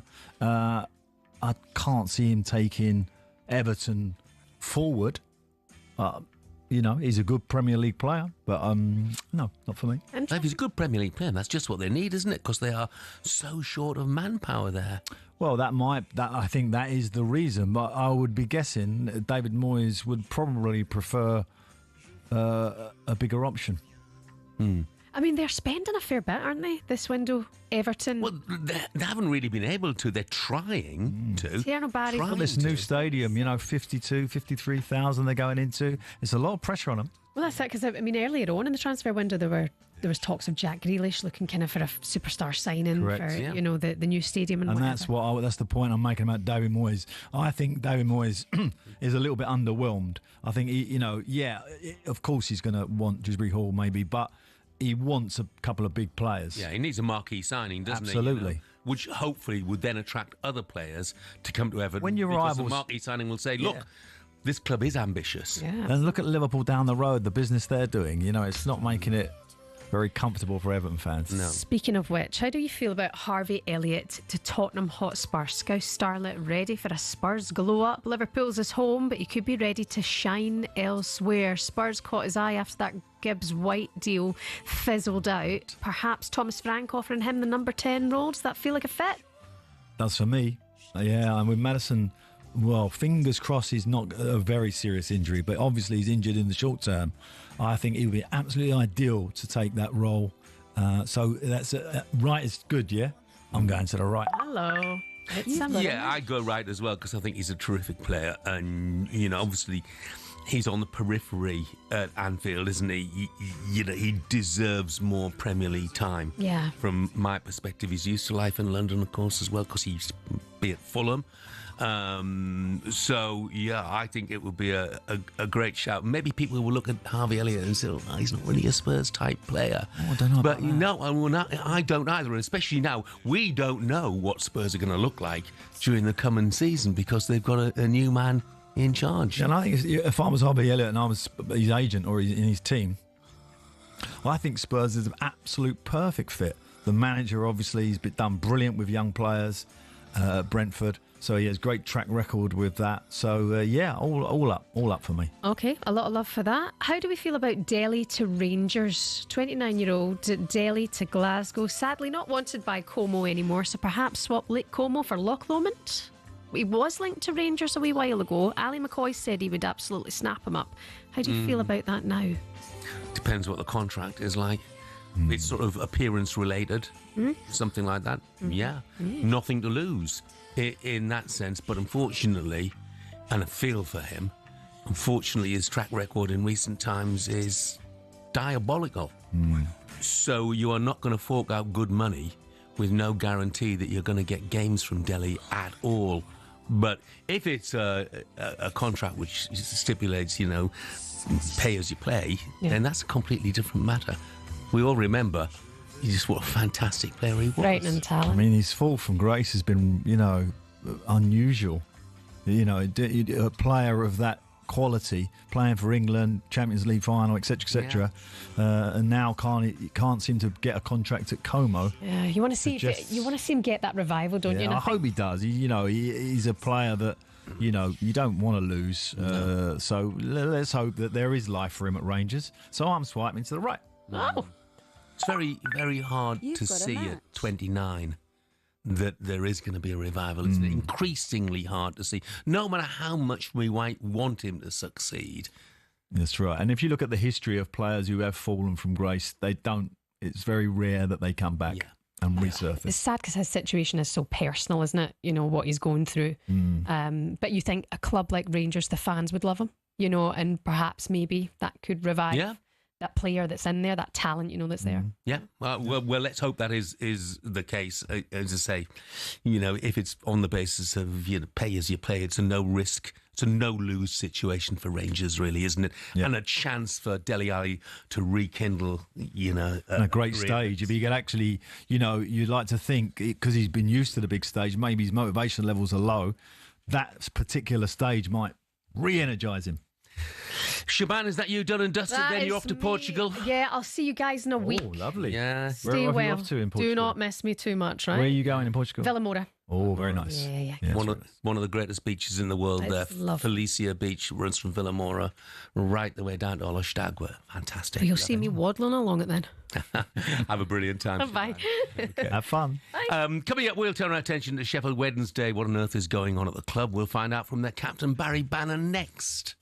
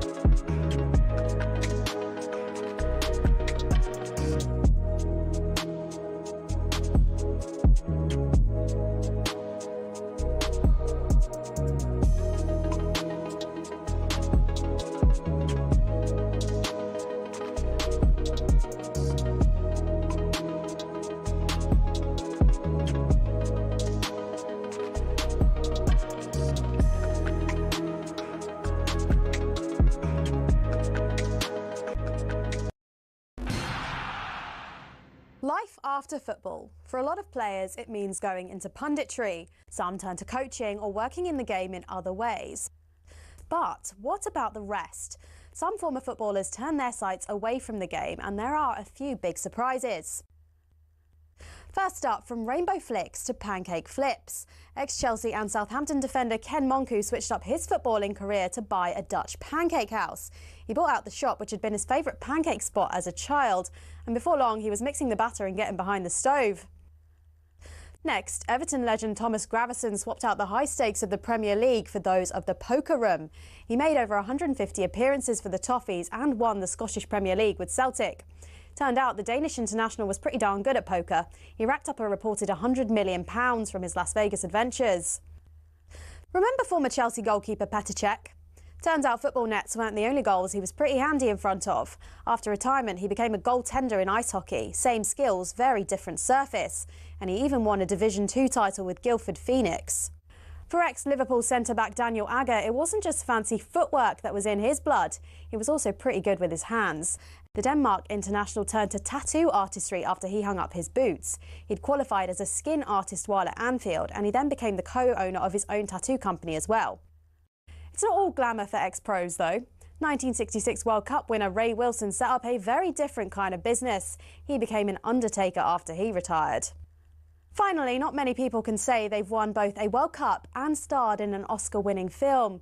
In fact, there's only one person in the entire world who can say that. Frank Leboeuf, the former Chelsea defender, was part of the 1998 France squad who won the World Cup. He ended up marking Brazil's Ronaldo in the final and helped his side to a 3-0 win.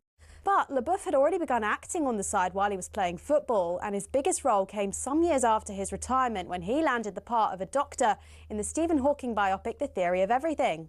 I embrace the career of acting, so I want to learn more. So seeing lots of movies is a part of my job. To be honest, with all the dramatic diving in the game these days, there's probably tons of ex-pros who've got the acting skills to make it in Hollywood.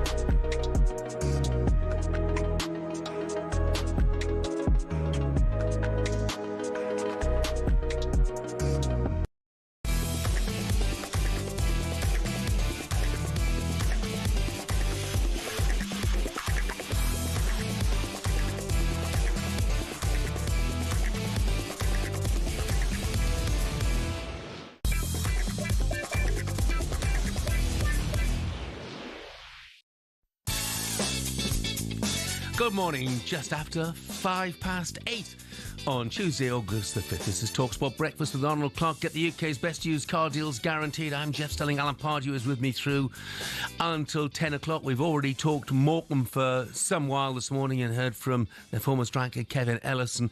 We're going to start this hour with another club in crisis. That is Sheffield Wednesday. They've endured a summer of carnage, players leaving, wages late again. I think that's 4 months out of 5 now. Their 9,000 North stand currently closed for safety reasons. Goodness knows what happens to the supporters who usually sit there.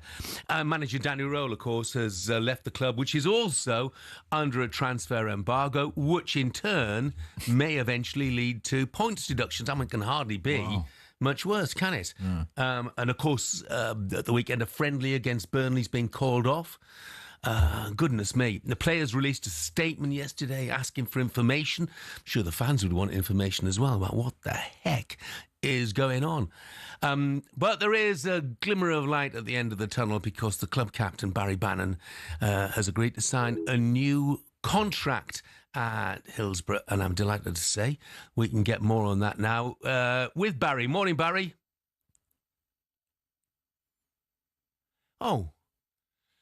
Well, we'd love to cast more light on what's happening at Sheffield Wednesday. We can't just at the moment. We're still in the dark. Barry Bannan, yeah, still in the dark. I mean, Sheffield Wednesday, it's a cliche, but it is a massive football club. And again, it seems to be on a different level to Morecambe, but it's at the whim of one man. Yeah, and, I've heard a few consortiums trying to sort of get themselves in there. There seems to be some backers who would like to get involved with a football club. Again, we have this standoff of complications of an ownership who doesn't want to shift. Yeah. We've got Barry Bannan now, I believe. Good morning, Barry. Good morning, Jeff. Good morning, Gaffer. Hello, Ben. Look, amongst all the doom and gloom, you've agreed to sign a new contract. So tell us why. Obviously, now I've been there a long time of my footballing career, so I've been there. This is my 11th season. It's became a part of my family now. So it was quite an easy decision at the same time as it being a really, really hard one. It was kind of getting to the place where it's getting close to the kick-off now, and I wanted to know where I was going to be, obviously, going forward. So obviously with the embargo and stuff makes it quite hard to get it signed, but we got there in the end. Baz, I hope you didn't get a sign-on fee, did you? Has it been... I don't know what they are anymore at this club. I mean, where? Just talk to me about the dressing room. How are the boys? You know, obviously, you know, I know the dressing room usually you're just going to get on with it, you know, and train hard and try and sort of put it all behind you. But it must be top of the agenda with the boys, is it? Yeah, it's really hard because it's not only the wages and stuff that we've been facing at the last couple of months. Since we come back to pre-season, our pitches weren't ready, so we were training on AstroTurf for a bit, which, you know, modern day footballers don't really get on with AstroTurf. And then we went away to St George's, but we've had the under-23s coaches, Andy and Giles Coke, who stepped in when the manager obviously didn't come back. So on top of not being paid, which ain't nice, there's been loads of things as well, which from the outside you probably don't see. Yeah. I ain't going to make it easy. I mean, I mentioned the friendly against Burnley being off. Your opening fixtures at Leicester. How confident are you, Barry, that the club will fulfil that fixture? Well, the lads have been brilliant. Since we've come back, I can't complain. I thought it would have been hard to try and to keep the group going and stuff, but they've been ultimate professionals and come in, worked hard every day, done the running that you probably don't really want to do, and you got loads of excuses probably at this time to pull out, but they've been amazing, to be honest. We've kept ourselves really fit, but it's hard because you don't know what you're allowed to do, because this never really happens, to be honest. It's never happened to any of us, so we don't know what the rules and stuff are, so we don't know what we're actually allowed to do as a group of players. I mean, there are a lot of headlines, aren't there, you know, about things like players going on strike. There's no prospect of that, is there? No, I don't think so.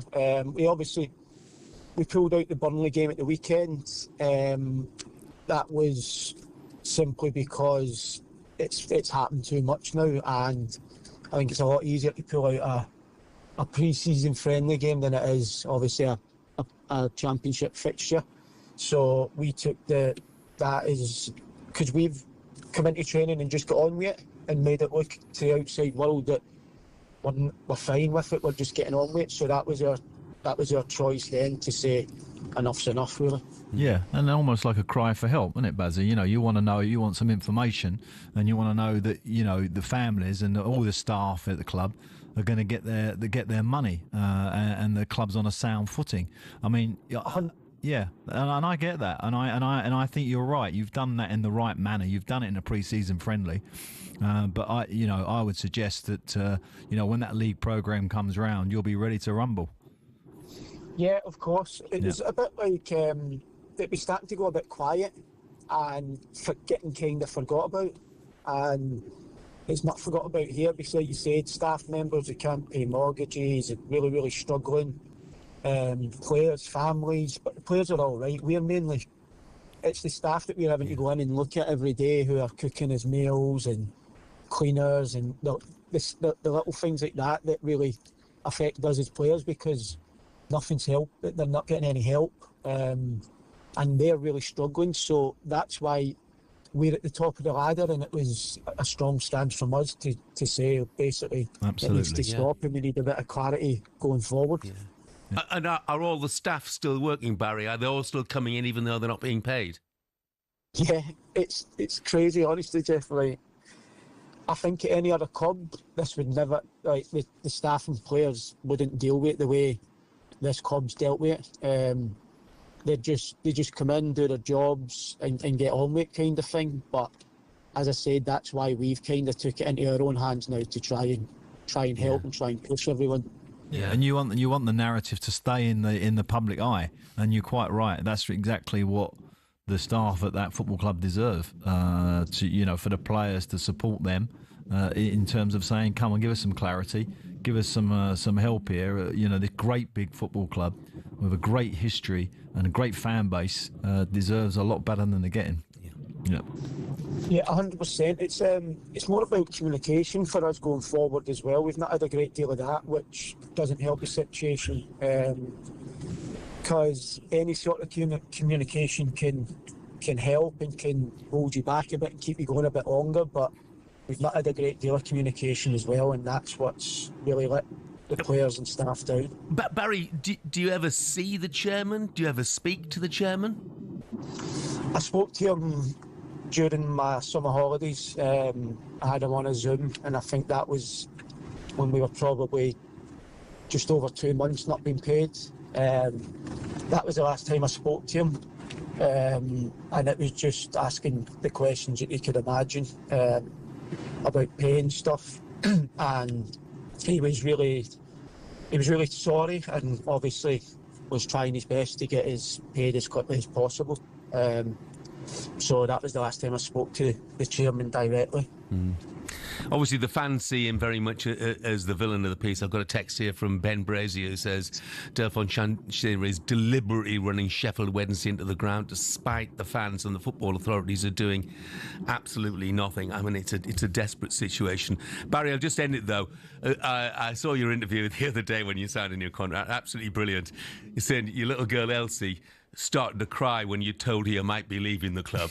And she started to cry again when you told her you were staying. Yeah, she's been crying all summer because she was really cross with Josh Windass as well. And I had to tell her that he left and she loved him. So It's not been a great summer, but hopefully there was some good news for her the other day. Yeah, she'll cheer up.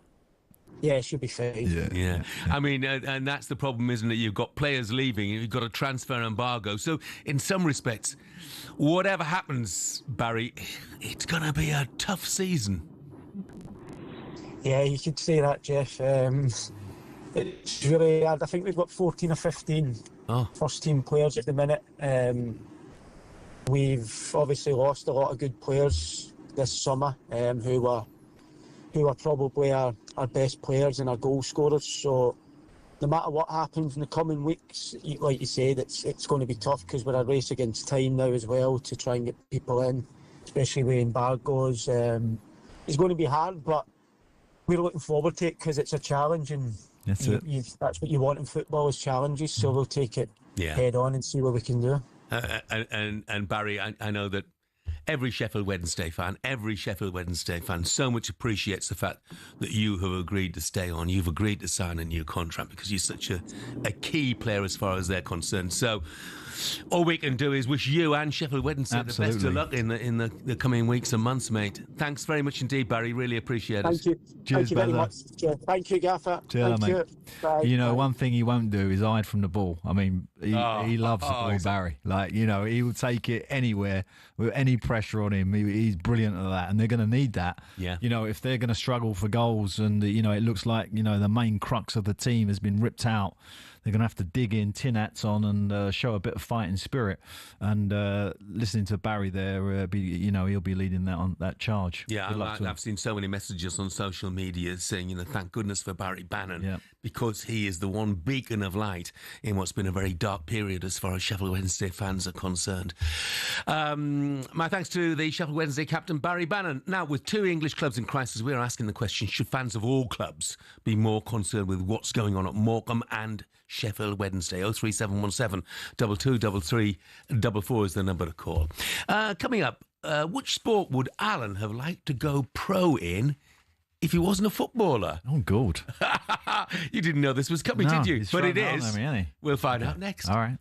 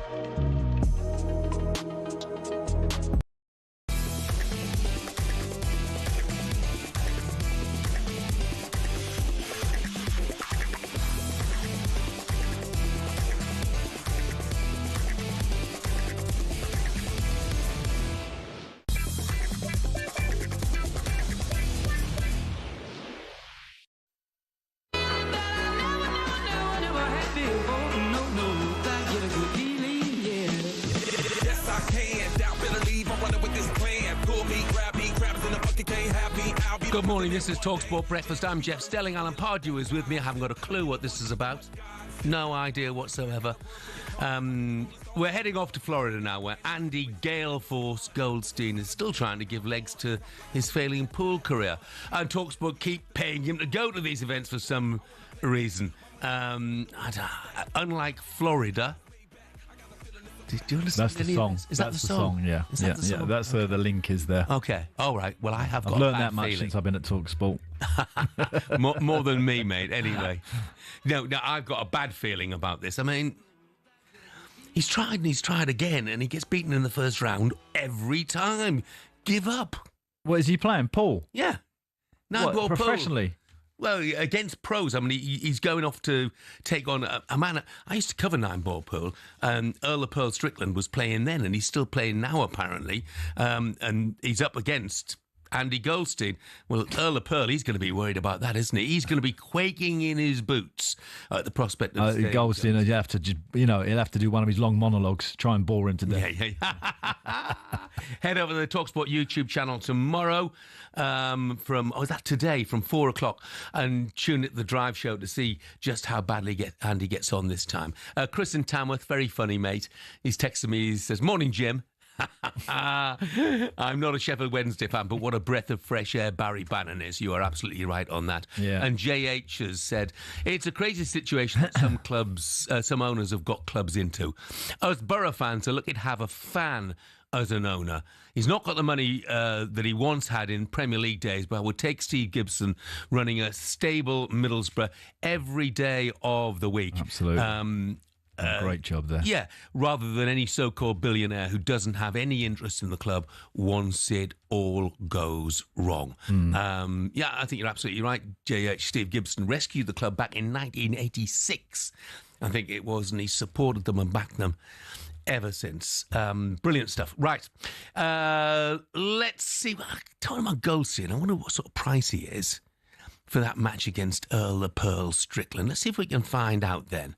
I'd say about 1,001. It's time for the latest odds with Coral and Simon Clare. The Coral Daily Download on talkSPORT with Coral. We're here for the fans this season. 18 plus, gambleaware.org. Simon, good morning to you. Good morning, guys. Yeah, I think it'd be quite a big price. I mean, I don't actually know how good Andy Goldstein is at pool. I've never played him, but I'm guessing going into the Lion's Den of a World Pool Championships or something sounds a bit tough. It's the Florida Open, but Earl of Pearl Strickland is a legend of the game. Take it from me, Simon, you are not going to get a flood of money on Goldstein. No. And it's no surprise to hear that you've covered 9-ball pool. I was just actually thinking, thinking back over nostalgic trip of us doing horse racing and greyhound racing together, Jeff. Have you actually worked out how many sports you have covered? Because I'm guessing it's probably quite a long and impressive list, isn't it? Yeah, well, the sports weren't necessarily that impressive. You know, the 9-ball pool was one of them. Look, I got the jobs at Sky that nobody else wanted. And when you were desperate, like I was, you took them. So, I mean, I started to cover snooker, you know, and I didn't know how much the pink ball was worth and things like that, you know. So, and when I got the job presenting greyhound racing, my boss then, he knew I did the horse racing. Yeah. And I said, look, I know nothing about greyhound racing. And he said, well, it's exactly the same. And It's a leg in each corner. And I said, well, for a start, there's no jockey. That's a significant difference, isn't it? And there's only 6 runners. Yeah, so... we had some fun, though, Jeff, didn't we? It was great fun. Well, that's the great thing. You learn about different sports. And my time doing the greyhound racing at Skye was absolutely fantastic. I'm not sure I can say the same about the 9-ball pool, but hey. No. Right, where are we going to start? A bit of football. Should mention that Rangers are in action against Victoria Pilsen. Would they start favourites? They will tonight, yeah. I mean, it's funny. It's one of those quiet days, isn't it, as we build up to the start of the Championship on Friday. But Champions League starts on Thursday tonight. Rangers playing Pilsen. I did actually do that. I had to remind myself how to say Pilsen, because it's spelled PLZ, but you pronounce it beautifully there, just like the guy on Google. But Rangers are 6-5. It's 12-5 the draw, 11-5 Victoria Pilsen, and obviously a disappointing start to their league season. Rangers, they could do with a home win tonight, but Pilsen have got a bit of European pedigree, haven't they? So this probably won't be easy. Yeah, I mean, it was a disappointing start to the league season, but bear in mind, they dumped Panathinaikos out in qualifying previously. A decent team, they won the home leg, drew away from home, so that was a pretty good performance. Of course, things get underway in the Championship this weekend, as far as we're concerned here in England, Sam. I mean, what about the relegated sides? Are the relegated sides dominating the betting for the Championship this season?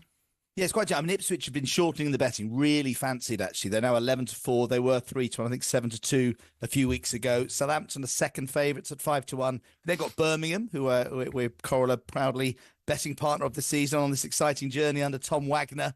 They're 6-1, 8-1 Sheffield United. And then Frank Lampard's Coventry have come in for a bit of support. They're into 10-1 from 12-1 and then 12-1 Leicester. So, yeah, the relegated sides are all there at the front of the betting. Ipswich, the most fancied. Alan, as a man who knows the Championship well, do you have a fancy for who you feel are the sort of two sides who might go up automatically? Well, I obviously, my old club, Southampton, I'm hoping they're going to be in the mix. I think Ipswich are worthy favourites because, the manager stayed. He's a young manager. He's got them out of that division just 2 years ago. He's had experience in the Premier League. They've all had a little taste of it. They'll all want to go back.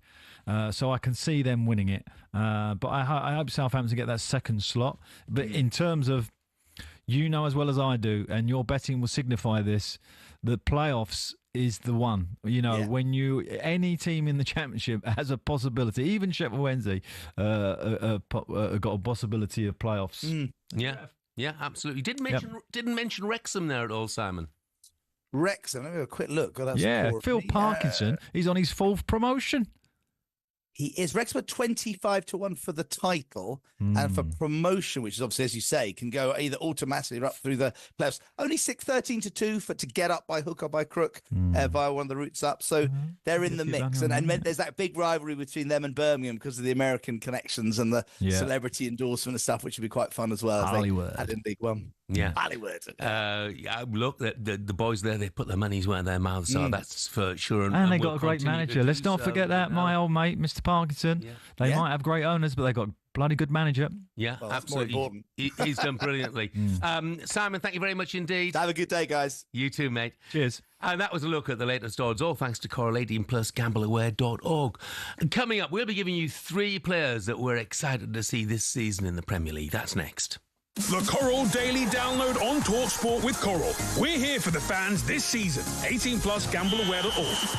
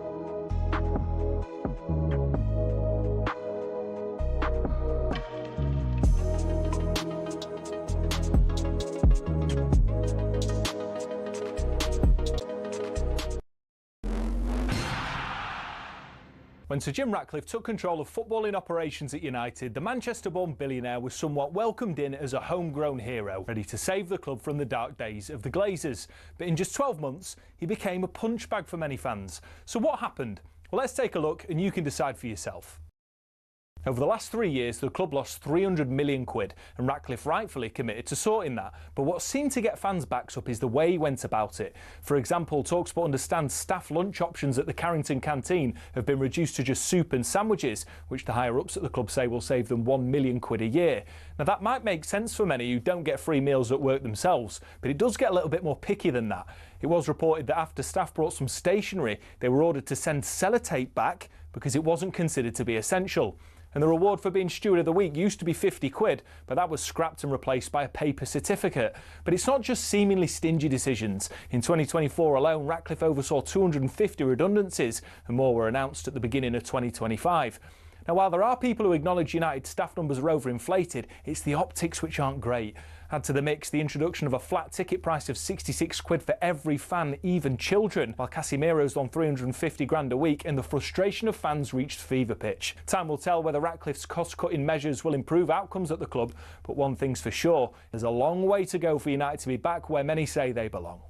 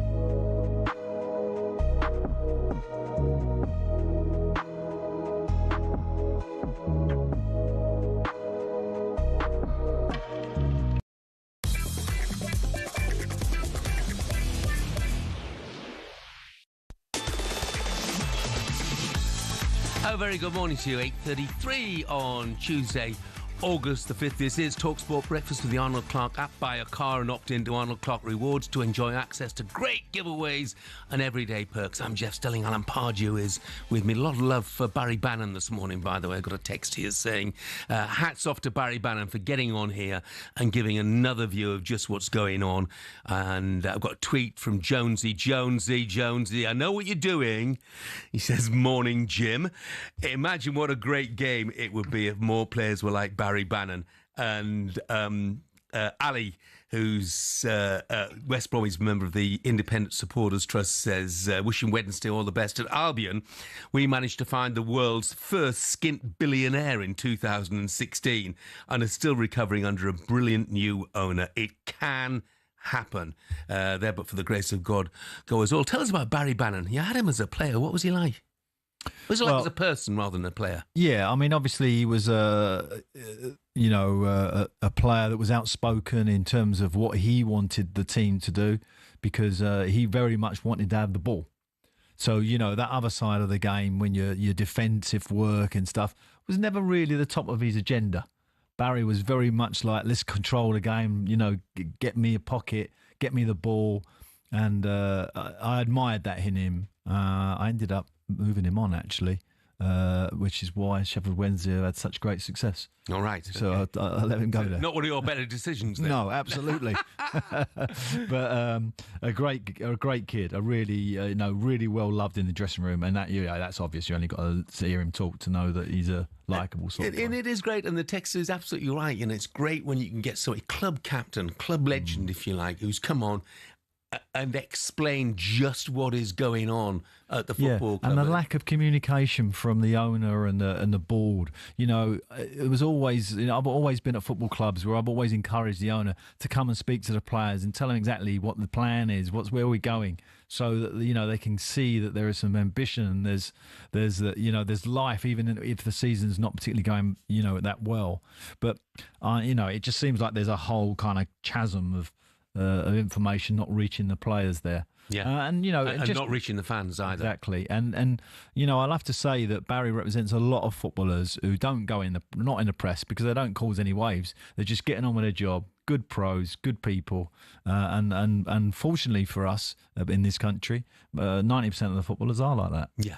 Yeah. Spoke brilliantly on the situation at Hillsborough.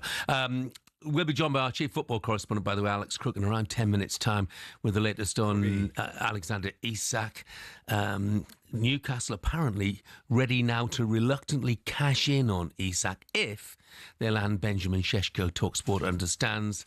The Magpies hopeful of completing a deal for Šeško after making a fresh offer at £70 million, plus add-ons which will take it towards the £80+ million. talkSPORT's been told that Šeško's arrival would then pay the way for want-away Isak to move to Liverpool, providing, of course, the two clubs can agree a fee. Liverpool's initial offer, £110 million, plus add-ons, rejected last Friday. Of course, Liverpool looking to balance the books a little bit. They want to sell Darwin Núñez, probably to Saudi Arabia, to help balance those books. Liverpool insists they won't meet Newcastle's £150 million valuation. Well, that's just negotiation, isn't it? You know, Newcastle are obviously going to ask for as much as they can. Liverpool are going to try and nick him for as little as they can, and they'll meet somewhere in between. It's an inevitability, isn't it, now, that he'll go? Well, I wouldn't say it's inevitable, but it certainly looks like Liverpool are playing the game. There's not noises coming out of Liverpool to sort of say, look, we're not interested. You know, let's just park that one. It's rumbling on. And it's massively unsettling, of course, for Eddie and Newcastle and the fan group base there and the ownership of Newcastle thinking, well, at some point, I would expect them to dig their heels in and say he is not going. And I think that might happen, actually. So my theory on this has changed a little bit. I think Newcastle are going to dig their heels in a minute and get him back into work, get his head around it. Probably won't be there for the first 2 or 3 games, but then he should be okay. And I think that's the route to go.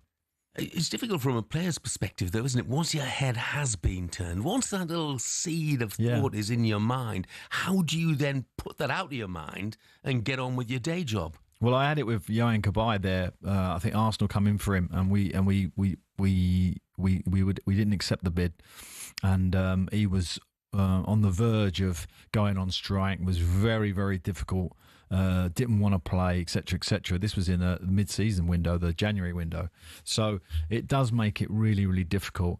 Eventually, his head got round it, and he was back to playing at his best. And I expect Isak to do that. The one thing that worries me about the Isak one is the rumour that was put out by, it sounds like his team or his management group, to say that they went into the club last year for a new contract, and in the summer of last year, and it didn't happen. And that's where the grievance comes. And if that's what he's carrying, like, I'm done, then they have got a problem. Well, the Premier League less than 2 weeks away now here on talkSPORT. We don't know which shirt Isak will be wearing, but we can't wait. The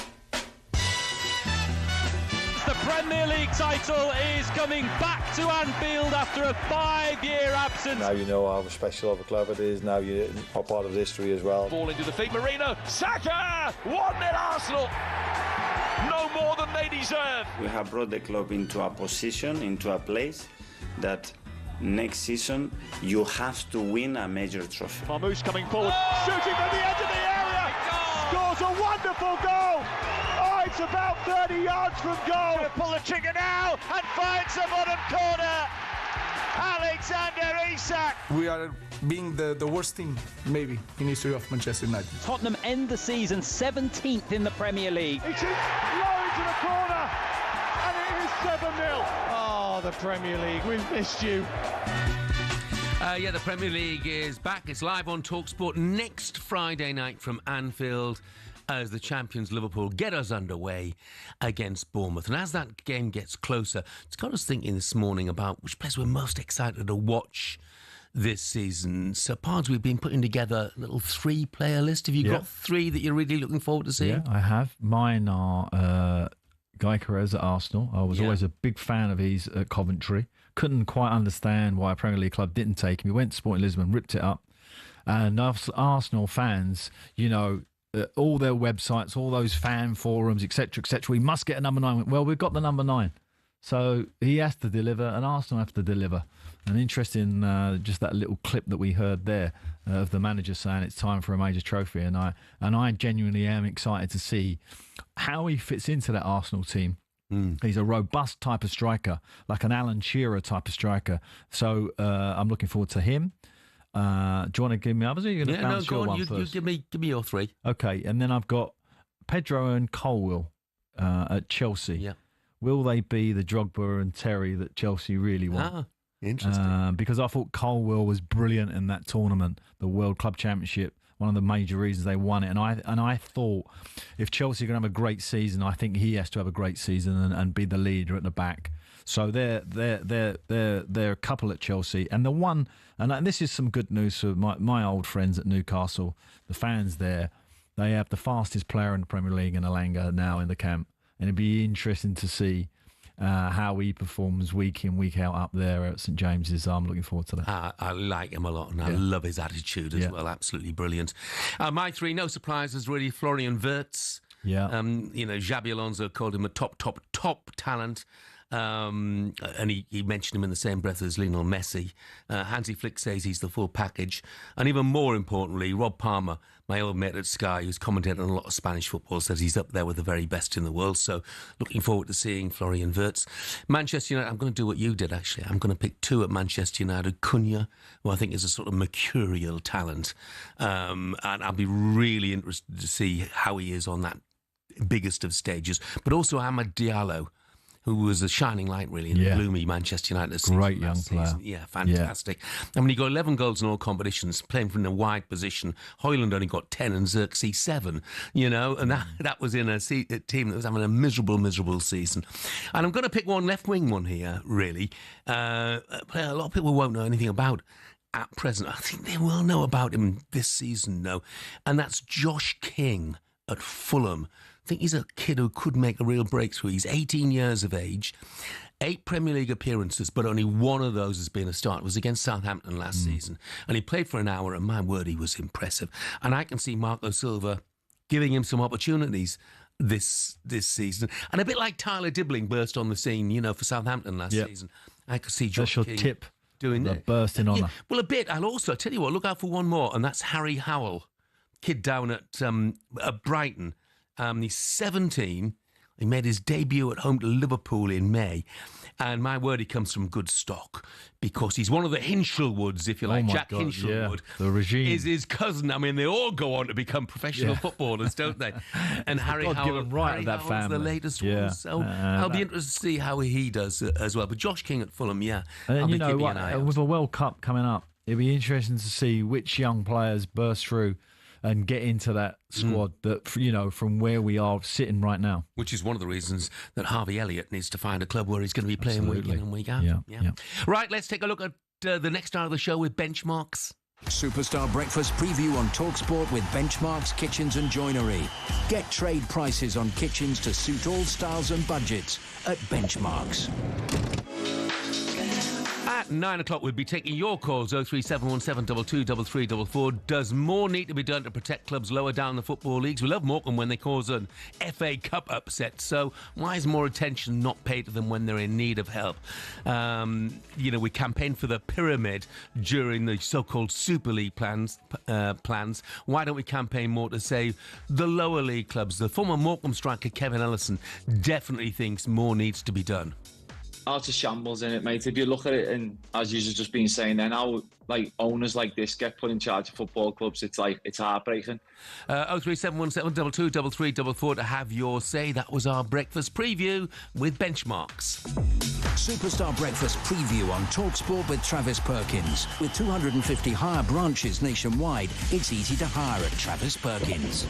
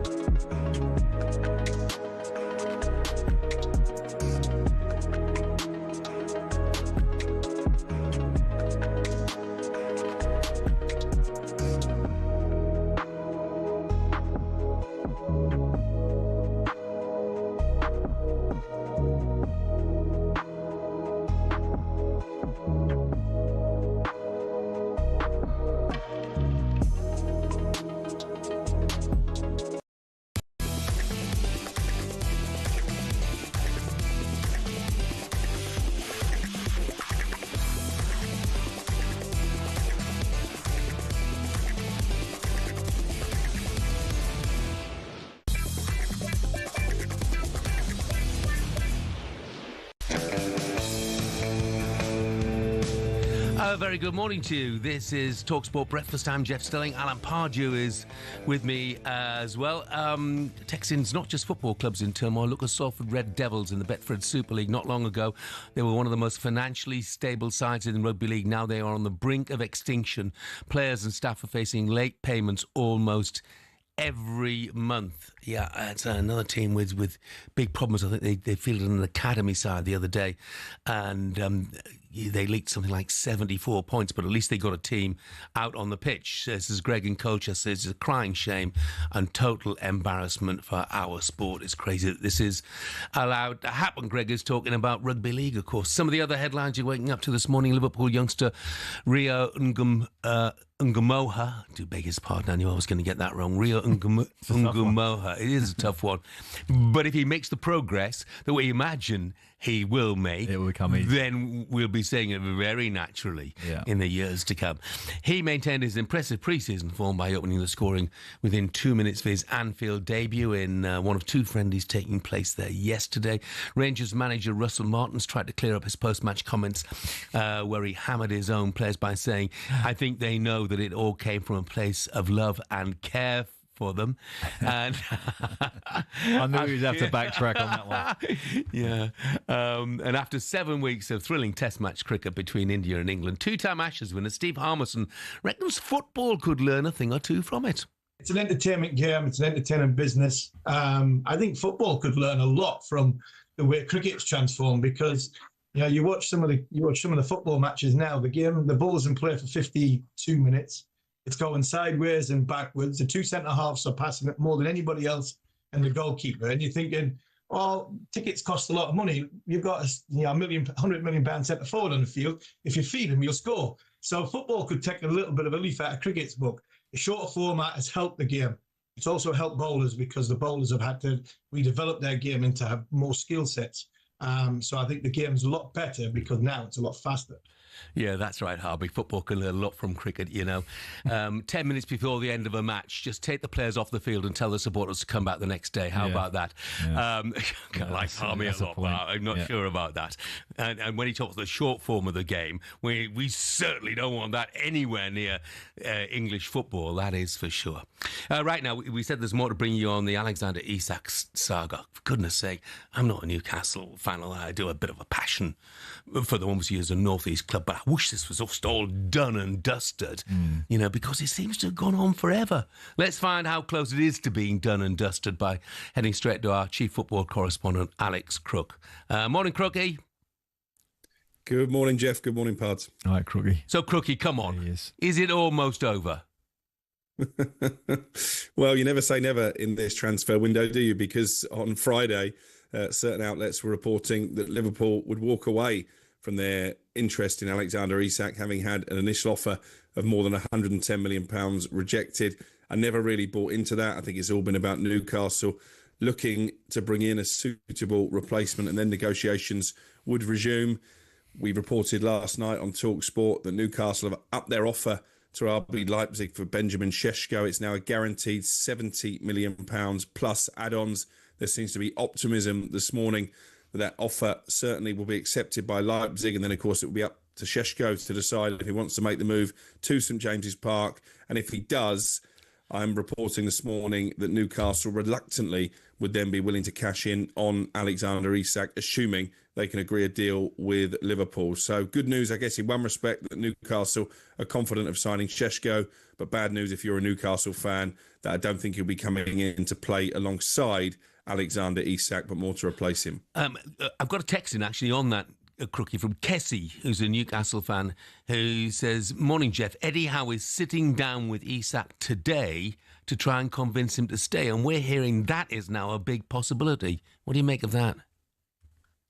Well, I think Alexander Isak has made his stance pretty clear. This is not a situation that has only really been rumbling in the last few weeks. I would suggest this is a situation that has been in the offing since this time last year, when Newcastle reneged on a promise to give Alexander Isak a new contract. That was when Paul Mitchell, the sporting director, decided that actually, because he was contracted until 2028, it wasn't a matter of urgency. That didn't sit well with Alexander Isak and his representatives. He's made it clear in subsequent talks that he wants £300,000 a week to even contemplate staying at Newcastle. That would smash their pay structure. I don't think it's realistic at this moment in time.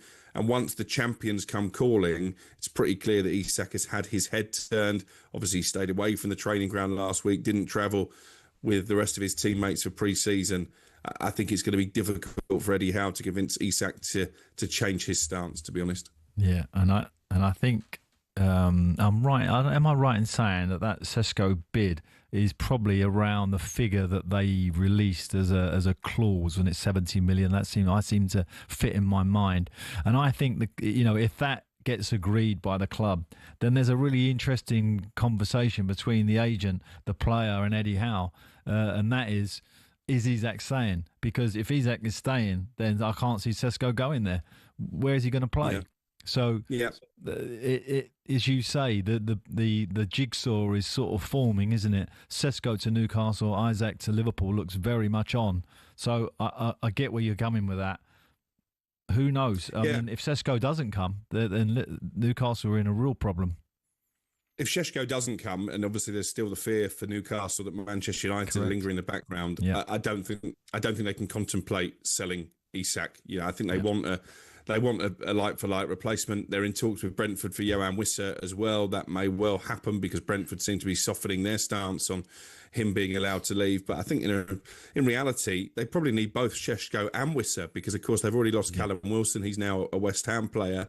So they probably need two strikers. And actually, Crookie, if you put them two deals together, it comes out a very similar figure to the Isak deal.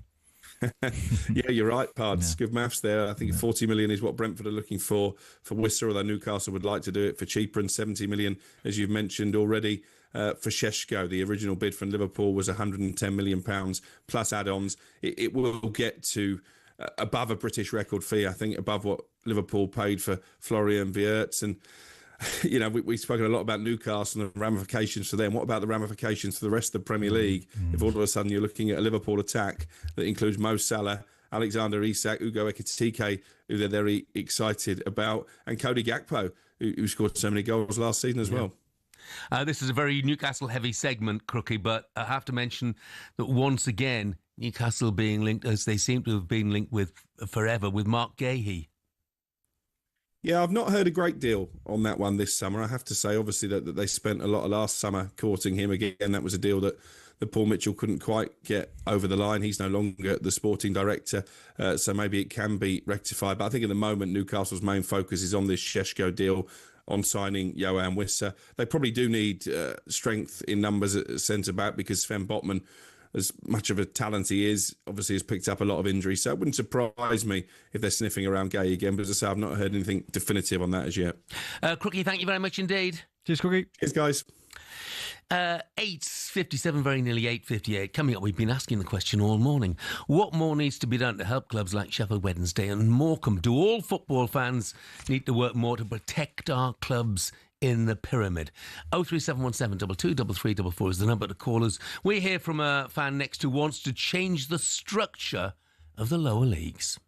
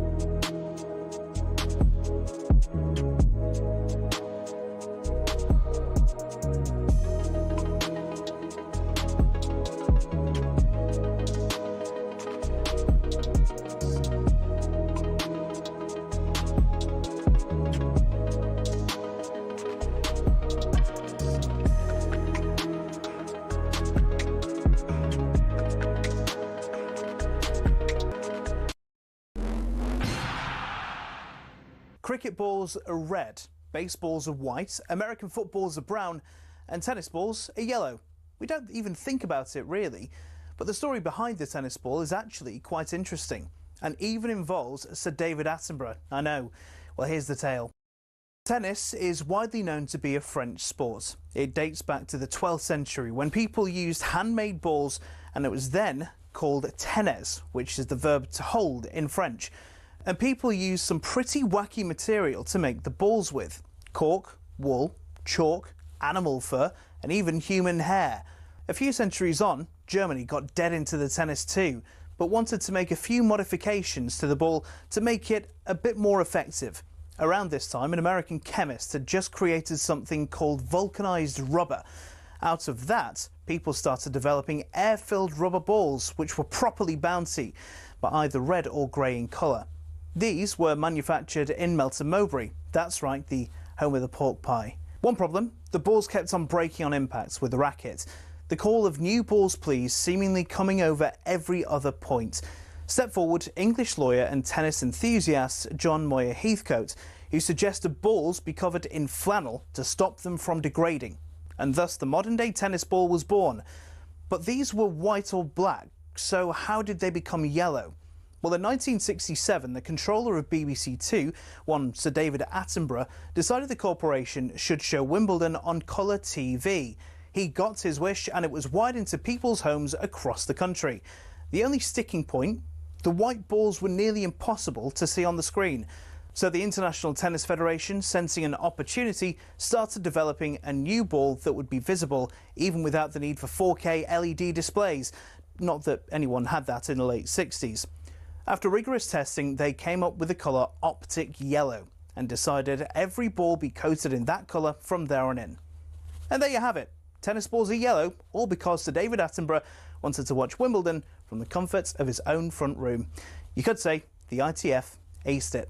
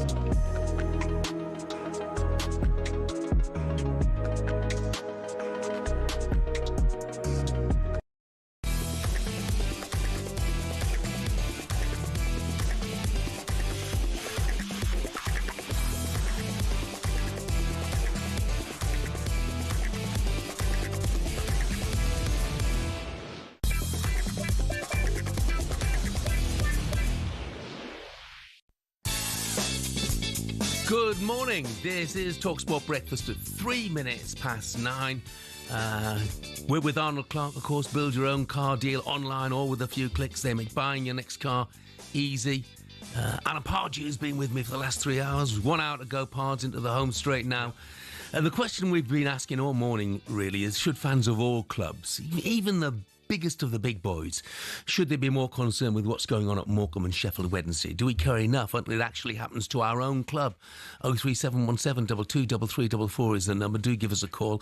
Sheffield Wednesday skipper Barry Bannan joined the show earlier and revealed to us just how bad the summer has been at the club. Yeah, it's really hard because it's not only the wages and stuff that we've been facing at the last couple of months. Since we come back to pre-season, we obviously, our pitches weren't ready, so we were training on AstroTurf for a bit, which, you know, modern day footballers don't really get on with AstroTurf. And then we went away to St George's, but we've had the under-23s coaches, Andy and Giles Coke, who stepped in when the manager obviously didn't come back. So on top of not being paid, which ain't nice, there's been loads of things as well, which from the outside you probably don't see. Yeah, tough times at Sheffield Wednesday, and bear in mind how big a club Sheffield Wednesday is. You have to say, if it could happen to Sheffield Wednesday, it could happen to a lot of clubs. Yeah, obviously, and you know, you're talking one of the big established clubs in the Championship, and that Championship does border on, you know, kind of the golden fleece of the Premier League to like bankruptcy and going completely quite quickly the other way. So, it's a very difficult balancing act when the owners of those clubs are taking those championship clubs really close to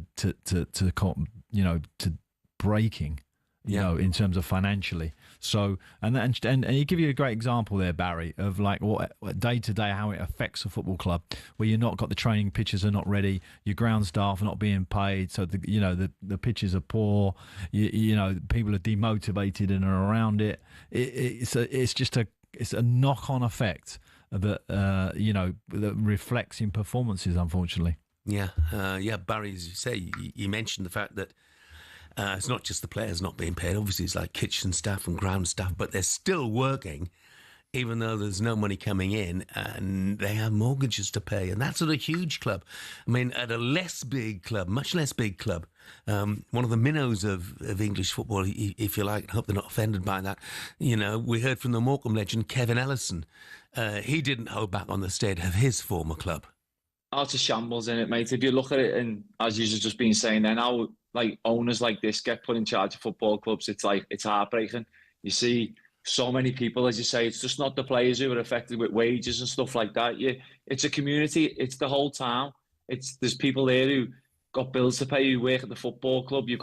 I looked at Les the kit man yesterday, unbelievable guy, puts his heart and soul into the club every day, goes out of his way consistently, and there's hundreds of people like that at the football club, and what he's doing to that football club, as you say, he's not agreed to sale. There's people there who've offered to put money in the club, they've paid wages, apparently I read they've given him a loan, and he's not having it for whatever reason. Yeah.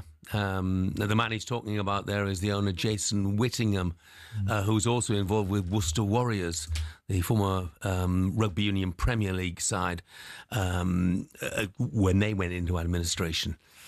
Michael, the Morecambe fan, gave us a call earlier. He points all of the blame purely at the door of the owner.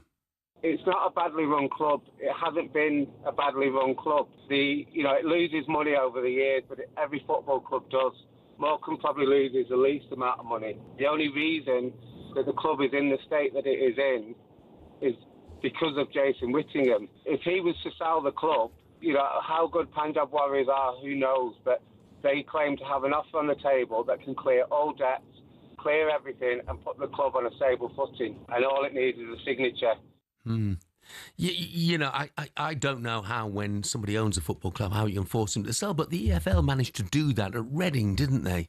There's a very similar situation where the owner was incredibly reluctant to sell the club, but in the end was virtually forced to do so. And I'm not quite sure what stops the National League from being able to do the same thing. Well, Rick Parry is in charge of that EFL and the board behind him. You'd like to think they have some kind of power to instruct clubs that a sale must be imminent, because the clarity of the competitions is going to be at jeopardy, etc., etc. So they must have powers. You just got to understand about football. It's always attracted these speculators, and some of these people, they come in. And I remember one of the owners of Reading was a Russian, and actually when they tried to establish where his funds were, they just couldn't find a route. You're going through banks in Malta, Gibraltar, you're flying around the world trying to get some credibility. So this fit and proper test seems to me to be where it falls down. That net needs to be a lot more robust and a lot more kind of engineered in a way that stops these speculators getting in the game. Yeah, absolutely. And people talk about money, more money coming down the leagues, and I get that completely. What would worry me then would be that even more speculators, people with questionable intentions, would then want to get involved with football clubs because they would see it as a bit of a gravy train. And also, don't think, you talk about players and football managers and coaches having egos, but owners have egos. Oh, yes. Massive, and sometimes bigger than the club, or they think it is. So, they come in and it's a boost for their credibility, boost for their other businesses. Oh, I own the local football club, etc., etc. So, some people are using it as a vehicle rather than as we would like to see, based on the community and run in some way by the fans that have some sort of percentage or some ownership of it. I mean, Morecambe's case is due to be discussed again by the National League Compliance and Licensing Committee on August the 20th. Now, if there is still a deal in the offing, if there's any prospect that the club owner will sell or will be forced to sell, the National League, from my point of view, the Compliance and Licensing Committee, have an obligation to find some breathing space for Morecambe and let them continue as a football club. And there simply must be a way, if a deal is in the offing. Let's hear from you.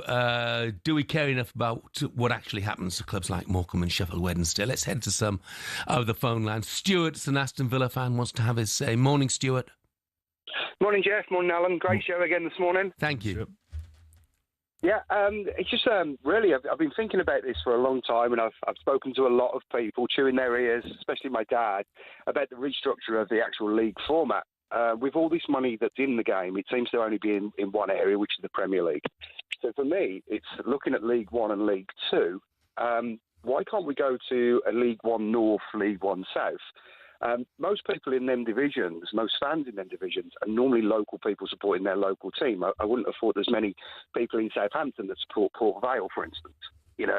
So by having more local derbies, it'll increase the revenue, because fans don't have that choice of, I want to go down to Cardiff, but it's going to cost me this, so I'm going to have to miss a home league game or two home league games to be able to fund it. Yeah. So I think, again, with advertising, you might get more local businesses if they're advertising to more local people. Rather than, Stelling buildings, for instance, or something like that, a contractor like that might want to go and put some money into their local club, because there's no chance of that. Got more locality. Jim Stelling's Builders. Yes. Well, Pardew's Plumbing. Yeah, that'll do. Yeah. You know what, Stuart? It's something I've advocated for a while now, that the lower divisions, that they should be regionalised, because apart from it cuts down hugely on transport costs. There'll be no overnight stays necessary, easier access for fans, more derbies, so consequently bigger crowds. But the problem is, it's not always just down to money, and the Morecambe issue, for instance, isn't just down to money. It's just the fact that, they have people in position willing to come in, willing to buy the club, willing to fund the club. But at the moment, the owner, for whatever reason, and only he can know this in his head, is refusing to sell, and consequently the club and the whole community is suffering because of one man's stubbornness, to put it politely. Yeah. But regionalisation, Stuart, I'm with you with that. Thanks, mate. The other thing would help would be putting an extra 2 teams in the Premier League from the Championship. We started with 24, go back to 22. It creates 4 more fixtures, but the teams that are in Europe, the 8 that qualify for Europe, they don't ever throw anybody into the League Cup. They always put their fringe players in. So maybe push them up the rounds and introduce them 8 at a latter stage in the League Cup, which eases the congestion fixture, and it will put more money into the League Cup itself, because we'll have a few more games. Stuart, thank you very much. Let's have a quick word with Carl, who's a Leeds fan. Morning, Carl. Hello. Hello all. I hope you enjoy. Have a great day and everything, but I've been listening to your debate. It's a very worrying debate. You're getting more and more clubs that are falling into this, trap. And I just wondered, with the amount of transfers, the money that have been transferred, 70 million, 80 million, 150 is reported with the latest one, is that a percentage of the transfers could be put into a pot, so clubs that get into difficulty could be helped. Does that make sense? Like a levy. Yeah. Yeah, it does make sense, absolutely. The only thing I would say again, Carl, is it's not always about money, because we've got another text here. Thank you, Carl. Michael Anderson in Manchester sums up the madness of the current state of the game. One story talks about the Isak transfer fee of £100 million plus, and the next story is about people working for nothing in Morecambe and Sheffield Wednesday. The game doesn't want the regulator, but I can see the new regulator getting involved in this issue. Thanks very much indeed for that, Michael. as I say, it's not always about money, but it does tell you, how appallingly wrong we appear to have got it when we're talking about £100 million plus players, earning there is an absolute fortune whilst we let other clubs go to the wall. Absolutely, but there is this deal that the Premier League still haven't done with the EFL, where that bulk of money, which is reported to be 900 million, coming down to the pyramid, and that really needs to get over the line. Now, I know Rick Parry's, probably pulling his ear out, but at some point there has to be a deal done there. So at least you get some kind of, you could use that money, as we're saying, as like a parachute fund for clubs who get into difficulty. And then it get looked at. And then if the owner is irresponsible, have powers to get rid of him. I mean, that's the key, is if the owner is not acting in a fit and proper way, then there must be some power to be able to get him out of the picture. Seems to be the issue, doesn't it? Completely, absolutely. Thank you for the calls on that. Coming up, former Spurs defender Ramon Vega has said before that Daniel Levy is holding back the club. What does Ramon think of Daniel's latest comments? We'll find out next.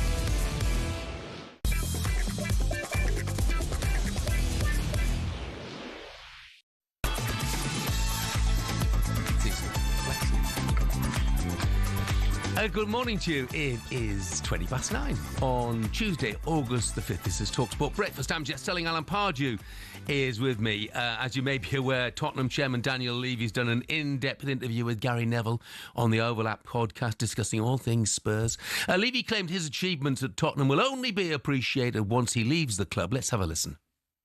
I think it's one of those situations. When I'm not here, I'm sure I'll get the credit. So you think you'll have to basically sort of... you think you'll have to exit? I think it's one of these things that, you know, when you come here and you look at this wonderful building and the fact that other clubs now are trying to copy what we're doing should be a sign that actually maybe we did something a bit bold and right. And is this the greatest thing that you've ever done? Yeah, and I'm not doing it again, I can assure you. Daniel Levy talking to Gary Neville on the Overlap podcast. Let's bring in one of Daniel's biggest fans, the former Spurs defender Ramon Vega. Morning, Ramon. Good morning. How are you today? Yeah. I've enjoyed the holidays period as well, guys. Oh, thank you, mate. So, Ramon, we heard Daniel Levy there saying he's only going to get the credit once he's left the club. Will you give him credit when he leaves? Well, listen, I think most of the chairmen who actually run the club to start with, they have certain accountability and responsibility to take on. And critics comes part of the football as an owner to start with. And having it 20 years plus running the club, so it's just bottom line, you have to see what is actually achieved. I think from an economic point of view, you have to give him credit that he has run the club well and potentially the club for the future in a very good stage financially. So that part we can't deny. We have to give him credit on this, you know. Now, on the football side point of view, finally has won last year with Ange the European League, where that's pretty much missing for the last 20 years. And that was not good enough, frankly saying. And that's one part needs to be, let's call it, have more emphasis in football investment than actually the overall investment within the football. So that part, I think it was missing, and I think that part has to be criticised massively. And he knows that. I think he's not a stupid person to not acknowledge that that side was not really managed well. The other side, yes. So the balance has to come back into the football side. And I do hope now he has now got the feeling of how to win the trophy.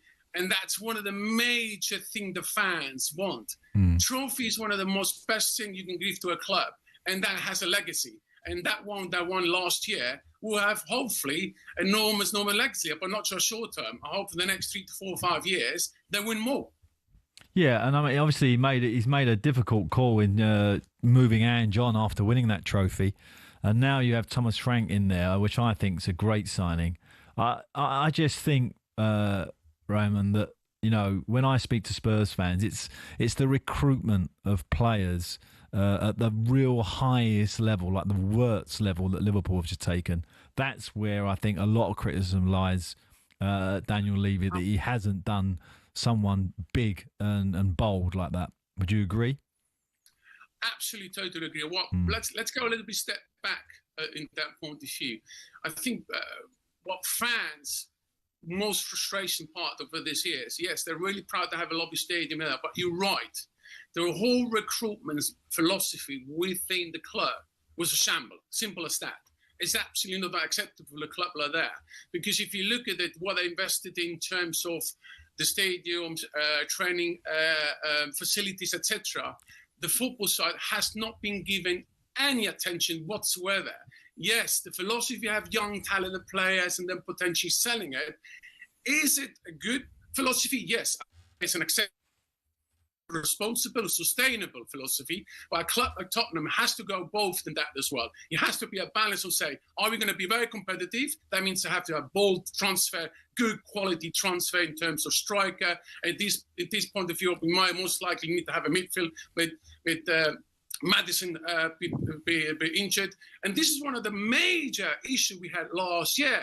And poor Ange needed to handle, as you know as well, as from a manager point of view, if you have 80% of your squad is injured, no manager in the world, whatever manager, the best of it is, you can't just handle all these competitions with all these injuries, but you still won a cup. So from that point of view, I think Ange was a fantastic manager, to be honest with you, handling all these not supporting transfer allocation to him to still win something. And I think that should learn from last year to now support this manager, where everybody's saying he's a great assignment because he's done very well in a smaller club, but now it's a different ball game. It's Tottenham, expectations are high, and even higher now after last year they won a trophy. And I have to support him in a way that he is also has the material to win a trophy. And I think this is important now. And point of view, 5-7 years, absolutely shambles in recruitment side point of view. Shambles in terms of recruitment. Let's move on again, away from Daniel Levy a little bit, Ramon. I just want to talk to you about Heung-min Son. Played his last game for the club over the weekend. Does he go down as a Spurs legend? Oh, I think beyond the Spurs legend, I think you should actually have a statue in front of their stadium. If you already have a fancy stadium like that, I think he should be part of one of the legends at Spurs. Because let's be honest, he brings a culture not just on the pitch, quality, talent. Some of the Premier League even underestimated it in the beginning, because I saw him absolutely one of the top strikers within the Premier League. Only in the later stage they start to realise that suddenly this son is a very good quality player. But he was always like that. My most important part, what football actually forgets the most, is the humbleness, the kind of the sympathy he has to everybody and empathy everybody he gives to. That has been forgotten within the football industry. And that moral side point of view, where he brings into the old-fashioned way moral to keep loyal to a club, even now he finally won something there. I think it's a cultural point of view. I've been living now also in the Middle East / Asia. The respect to the elderly, the respect to the next one is so higher than what we call it the Western world, or even in the UK or Europe in this kind. It's falling, that part. And he actually really brings that and highlights massively the kind of the lack of respect to each other. And that's one Son, without a doubt, has brought to Spurs, even with all the terrible years we might have. But he was sticking there. He was still going through it. He had a smile in his face. There's no doubt this player should give a massive state in front of the main entrance of Tottenham, because he resembles what football is today. Brilliant. Ramon, thank you very much indeed. Ramon Vega advocating a statue of Son at the Tottenham Hotspur. Do you remember in the old days when stadiums, they would have stands named after great players, yes, didn't they? But of course now they have to sell that.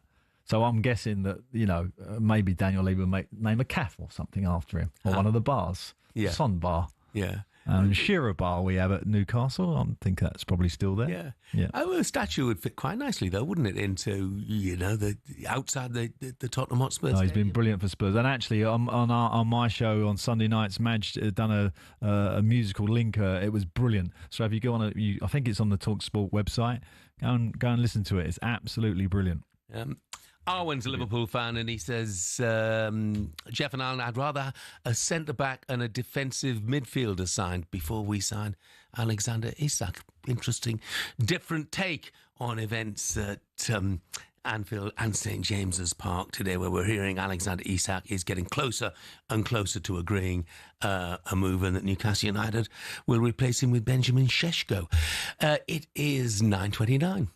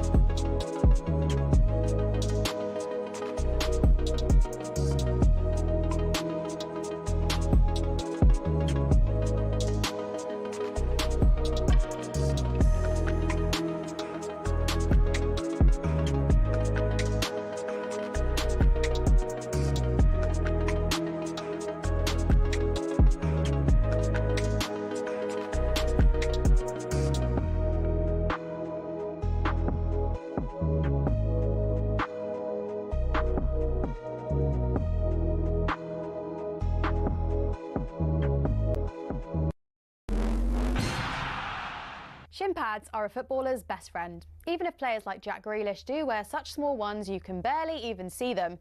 But what's the story with shin pads, and are there actually any rules on how big they should be? It all started with cricket, actually. Cricketers had been wearing shin pads since the 1700s. It was thanks to this guy that shin protection made its way over to football. Meet Samuel Widdowson. He was a cricketer and a footballer. He played for Nottingham Forest back in the late 1800s, and he wanted a way to protect his legs from nasty tackles. Naturally, his mind drifted to his other favourite sport, where players had been wearing these pads for a century. Story goes, Widdowson cut up his cricket pads and popped them on before taking to the footy pitch. His Nottingham Forest team then began wearing them from 1887, and the first known use of them in a match was in 1894, in a match between Newcastle and the then Woolwich Arsenal. Eventually, FIFA clocked on that this kind of protection was pretty important for footballers. And so, in 1990, basically 100 years after Widdowson first put them on, shin pads were made compulsory. It became part of Law 4 of IFAB. That's the body responsible for setting the laws of the game internationally. But the law doesn't actually specify anything about measurements of shin pads. It just says they must be made of a suitable material and be of an appropriate size to provide reasonable protection. It's really vague, even though there have been calls for it to be changed. But for now, that's why Grealish and co can still get away with these ones, which are no bigger than a credit card and which seem to offer little to no protection whatsoever.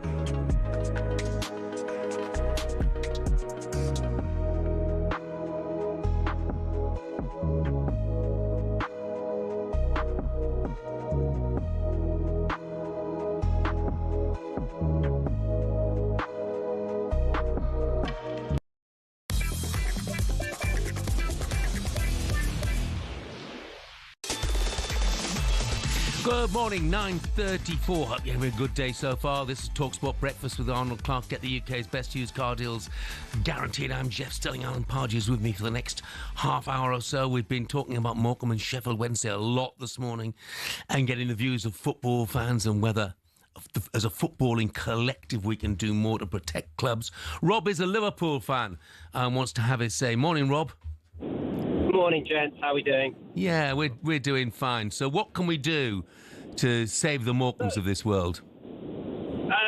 I think the whole fit and proper persons test needs to be reviewed and adapted to not only look at where their fans are coming from, but potentially look at holding some form of deposit from single owners, where there is just a singular owner of these clubs, because they do suffer from visions of grandeur.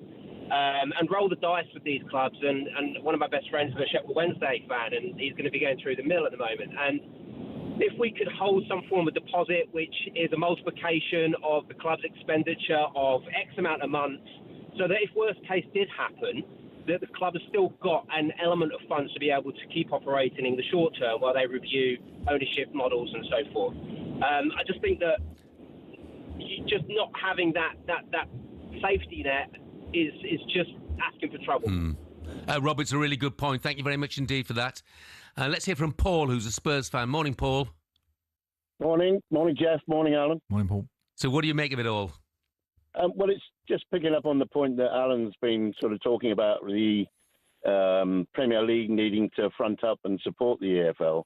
A point that's often overlooked is that 53 clubs of the 90 have actually played in the Premier League. And therefore the EFL is already supporting the Premier League, and it's about time the Premier League turned it around and did the same with the EFL. That's spot on, Paul. Clubs played in the Premier League. Yeah. Paul, thank you very much indeed for that. I think the Rob's point, the Liverpool fan there, is saying, put down a significant amount of money to be held by the league. is excellent. Yes, that has some credibility to it. It really does. Yeah, and when you look at clubs and the situation they get in, at least it would give them some breathing space to maybe get rid or have some powers to get rid of these owners that we know. Exactly, and that's what it's about, giving them some breathing space. Yeah. Adam from Southend has texted in, it's quite a long text, but he says, as a Southend United fan, I completely empathise with Morecambe's position in particular. Hope it gets sorted out, but not optimistic about the National League supporting them much on the 20th of August, which is when the licensing committee meets, as it's more likely to be additional unfair penalties on the club. We were in a similar position last year. Instead of supporting the club, the National League hit us with a £1 million bond request to be able to take part in the upcoming season. He said, thank God we now have a structured 5-year plan to break even under a new consortium that came in and saved the club, which is importantly made up of a mixture of mostly season ticket owners and local business people that genuinely have the club's best interests at heart. Up the Blues, and that's an ideal situation, isn't it? And I think the regulator, when that person is finally appointed and is in, and it gets through the House of Lords, that person has the power to kind of make sure that the fans have a say, have a share in the club.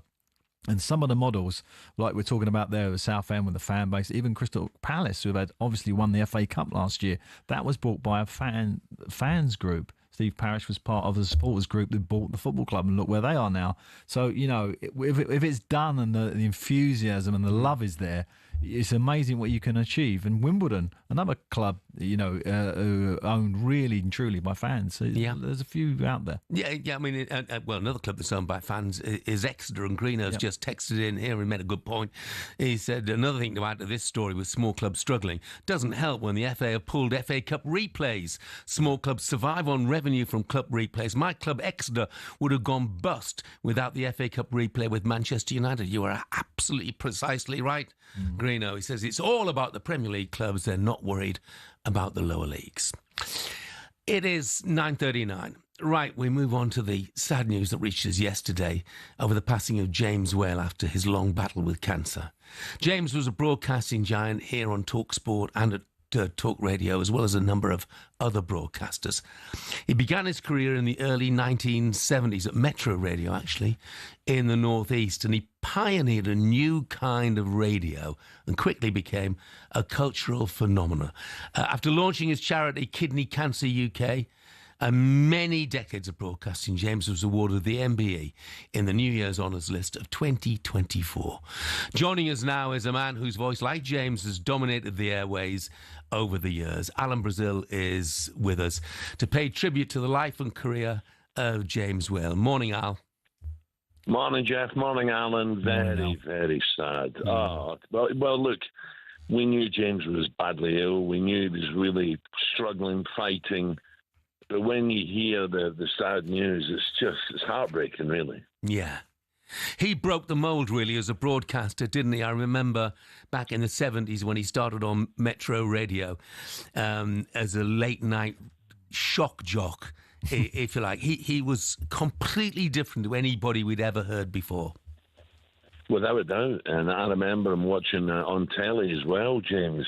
And he used to shock the nation, but he was very clever. And that distinct voice he had was wonderful, really was. And I can tell you, Jeff, one day I was up in Canary Wharf, and this is 27 years ago when I first started on Talk Radio.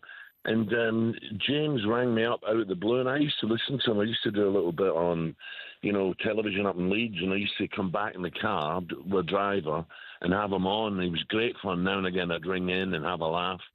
But he was the guy who really got me into it. And he says, come and meet me in Canary Wharf for a glass. And I went down, and he said, do you fancy doing a bit of breakfast radio? And I said, you're having a laugh, James. I can't get up for training at 10 o'clock, football training.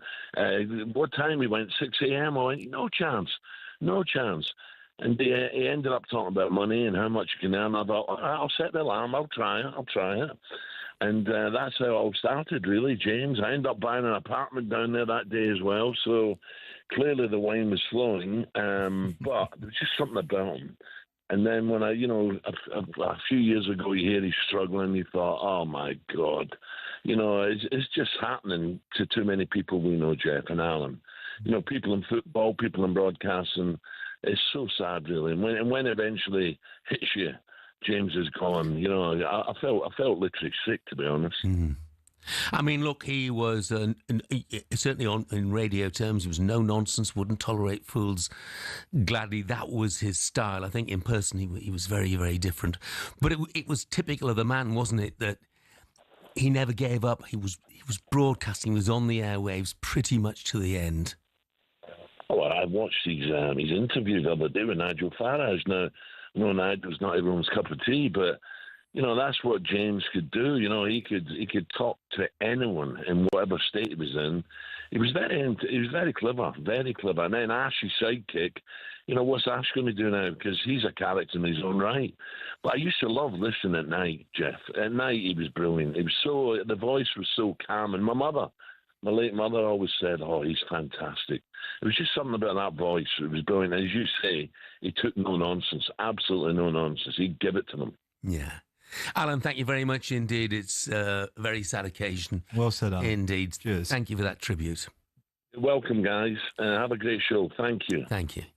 Alan Brazil paying tribute there to the late James Whale, who passed away yesterday after his fight with cancer. At 9:43, this is talkSPORT Breakfast with me, Jeff Stelling, and Alan Pardew. We're with you till 10 o'clock this morning.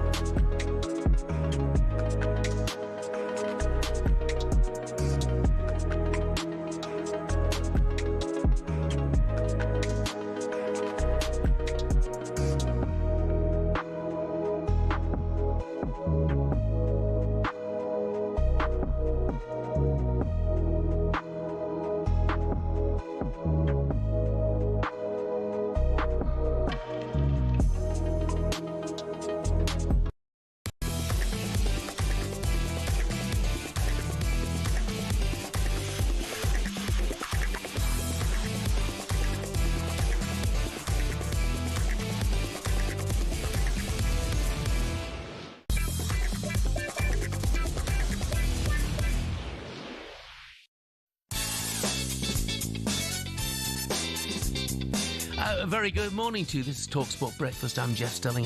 Alan Pardew is with me for the next few minutes. Mark in Glastonbury says, I get the sentimentality about clubs struggling in the lower leagues, but another perspective would be to accept they are not financially commercial. Football is a commercial enterprise. Yeah, and I get that, Mark, but you just take a look at the financial situations of some of the clubs in the Premier League. You're going to let them go as well because they're in debt? I don't think so. And also, you know, you compare it to shops or factories that are in financial trouble. This is football. It's different. It's part of a pyramid. These are the building blocks at the bottom of that pyramid. If you remove those building blocks, then the pyramid inevitably becomes less strong. By the way, talking about Morecambe, D-Day for them in some respects, August the 20th, the National League Compliance and Licensing Committee meet once again to discuss their situation. 2 days later, at the Morecambe Winter Gardens, there's going to be a special evening, Bring Me Sunshine, celebrating Morecambe FC. Now, that will either be a great celebratory night for Morecambe fans or a very difficult one indeed. So that's on August the 22nd at the Morecambe Winter Gardens. Some of the headlines you're waking up to. Raheem Sterling heads a list of 9 Chelsea players are out of the first team picture. The Sun is reporting, actually, funnily enough, I mentioned Raheem Sterling to you a couple of minutes. Yeah, you did. What on earth is going to happen to him? Well, he had you know, for him, the standard that he set himself, a very poor year last year. And every time he sort of had a cameo, it didn't really reflect the ability that he had. So I'm expecting, and fingers crossed for England too, that he has a much better year. I mean, it's very difficult to explain his decline, isn't it? No, it is. And, you know, it would be certainly a concern. You know, these things never go unnoticed by the actual player themselves. I've been in situations when players lose form or they lose a little bit of confidence. You know, it starts becoming a perpetual cycle. You know, they just grinding themselves down. And I hope he hasn't got into that. Sometimes a nice summer off, a little holiday, a little break, a new start to a new season will give him a lift that he needs. He definitely needs a lift, doesn't he? Andros Townsend in the news. He's signed for the Thai club, Kanchanaburi Power. It's the 16th club of his career.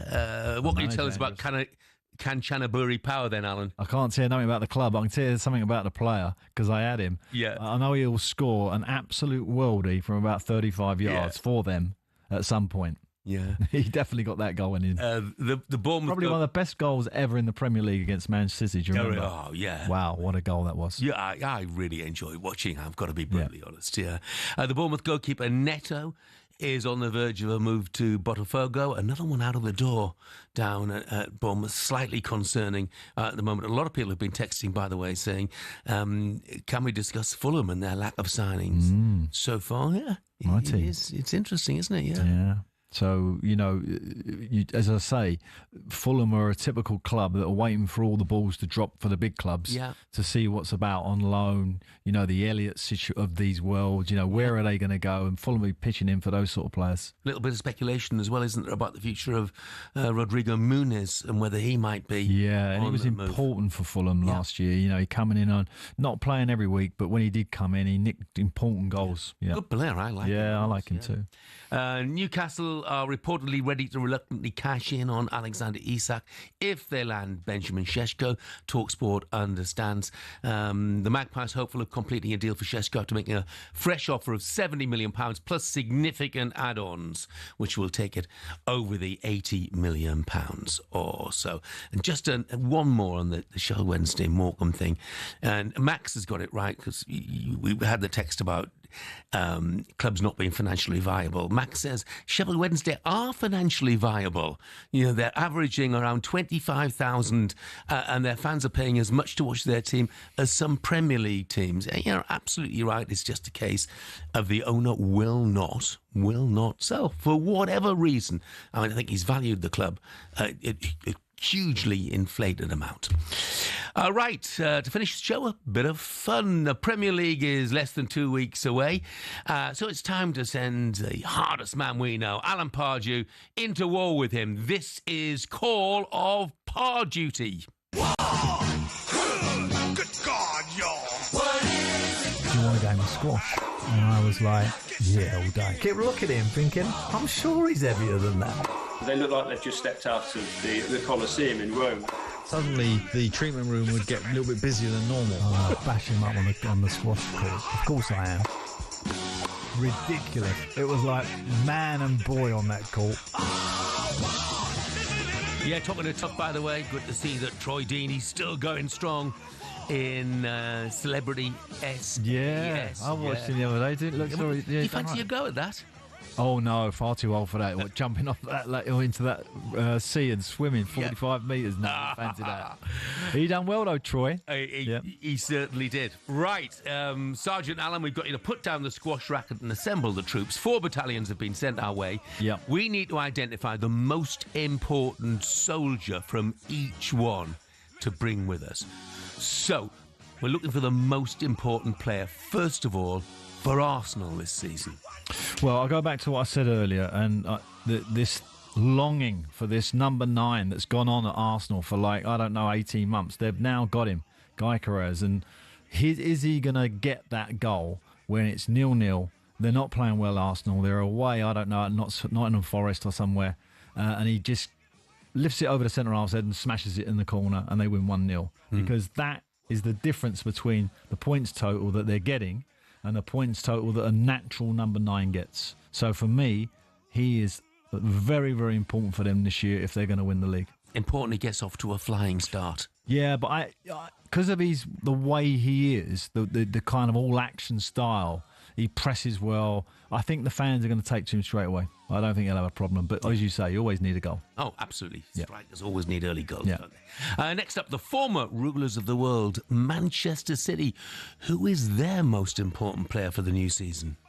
Well, I think any manager who come up against them last year would have put this name forward because it was a massive, massive miss, is Rodri, the return of Rodri in front of that back four and slipping into centre-half position when the centre-half is, going forward with the ball like Pep's teams do. They leave pockets. And last year you could exploit those pockets and teams found a ways to score against Man City, which you never was able to do. And Rodri locks that all up. Now, is he going to come back as good as he was?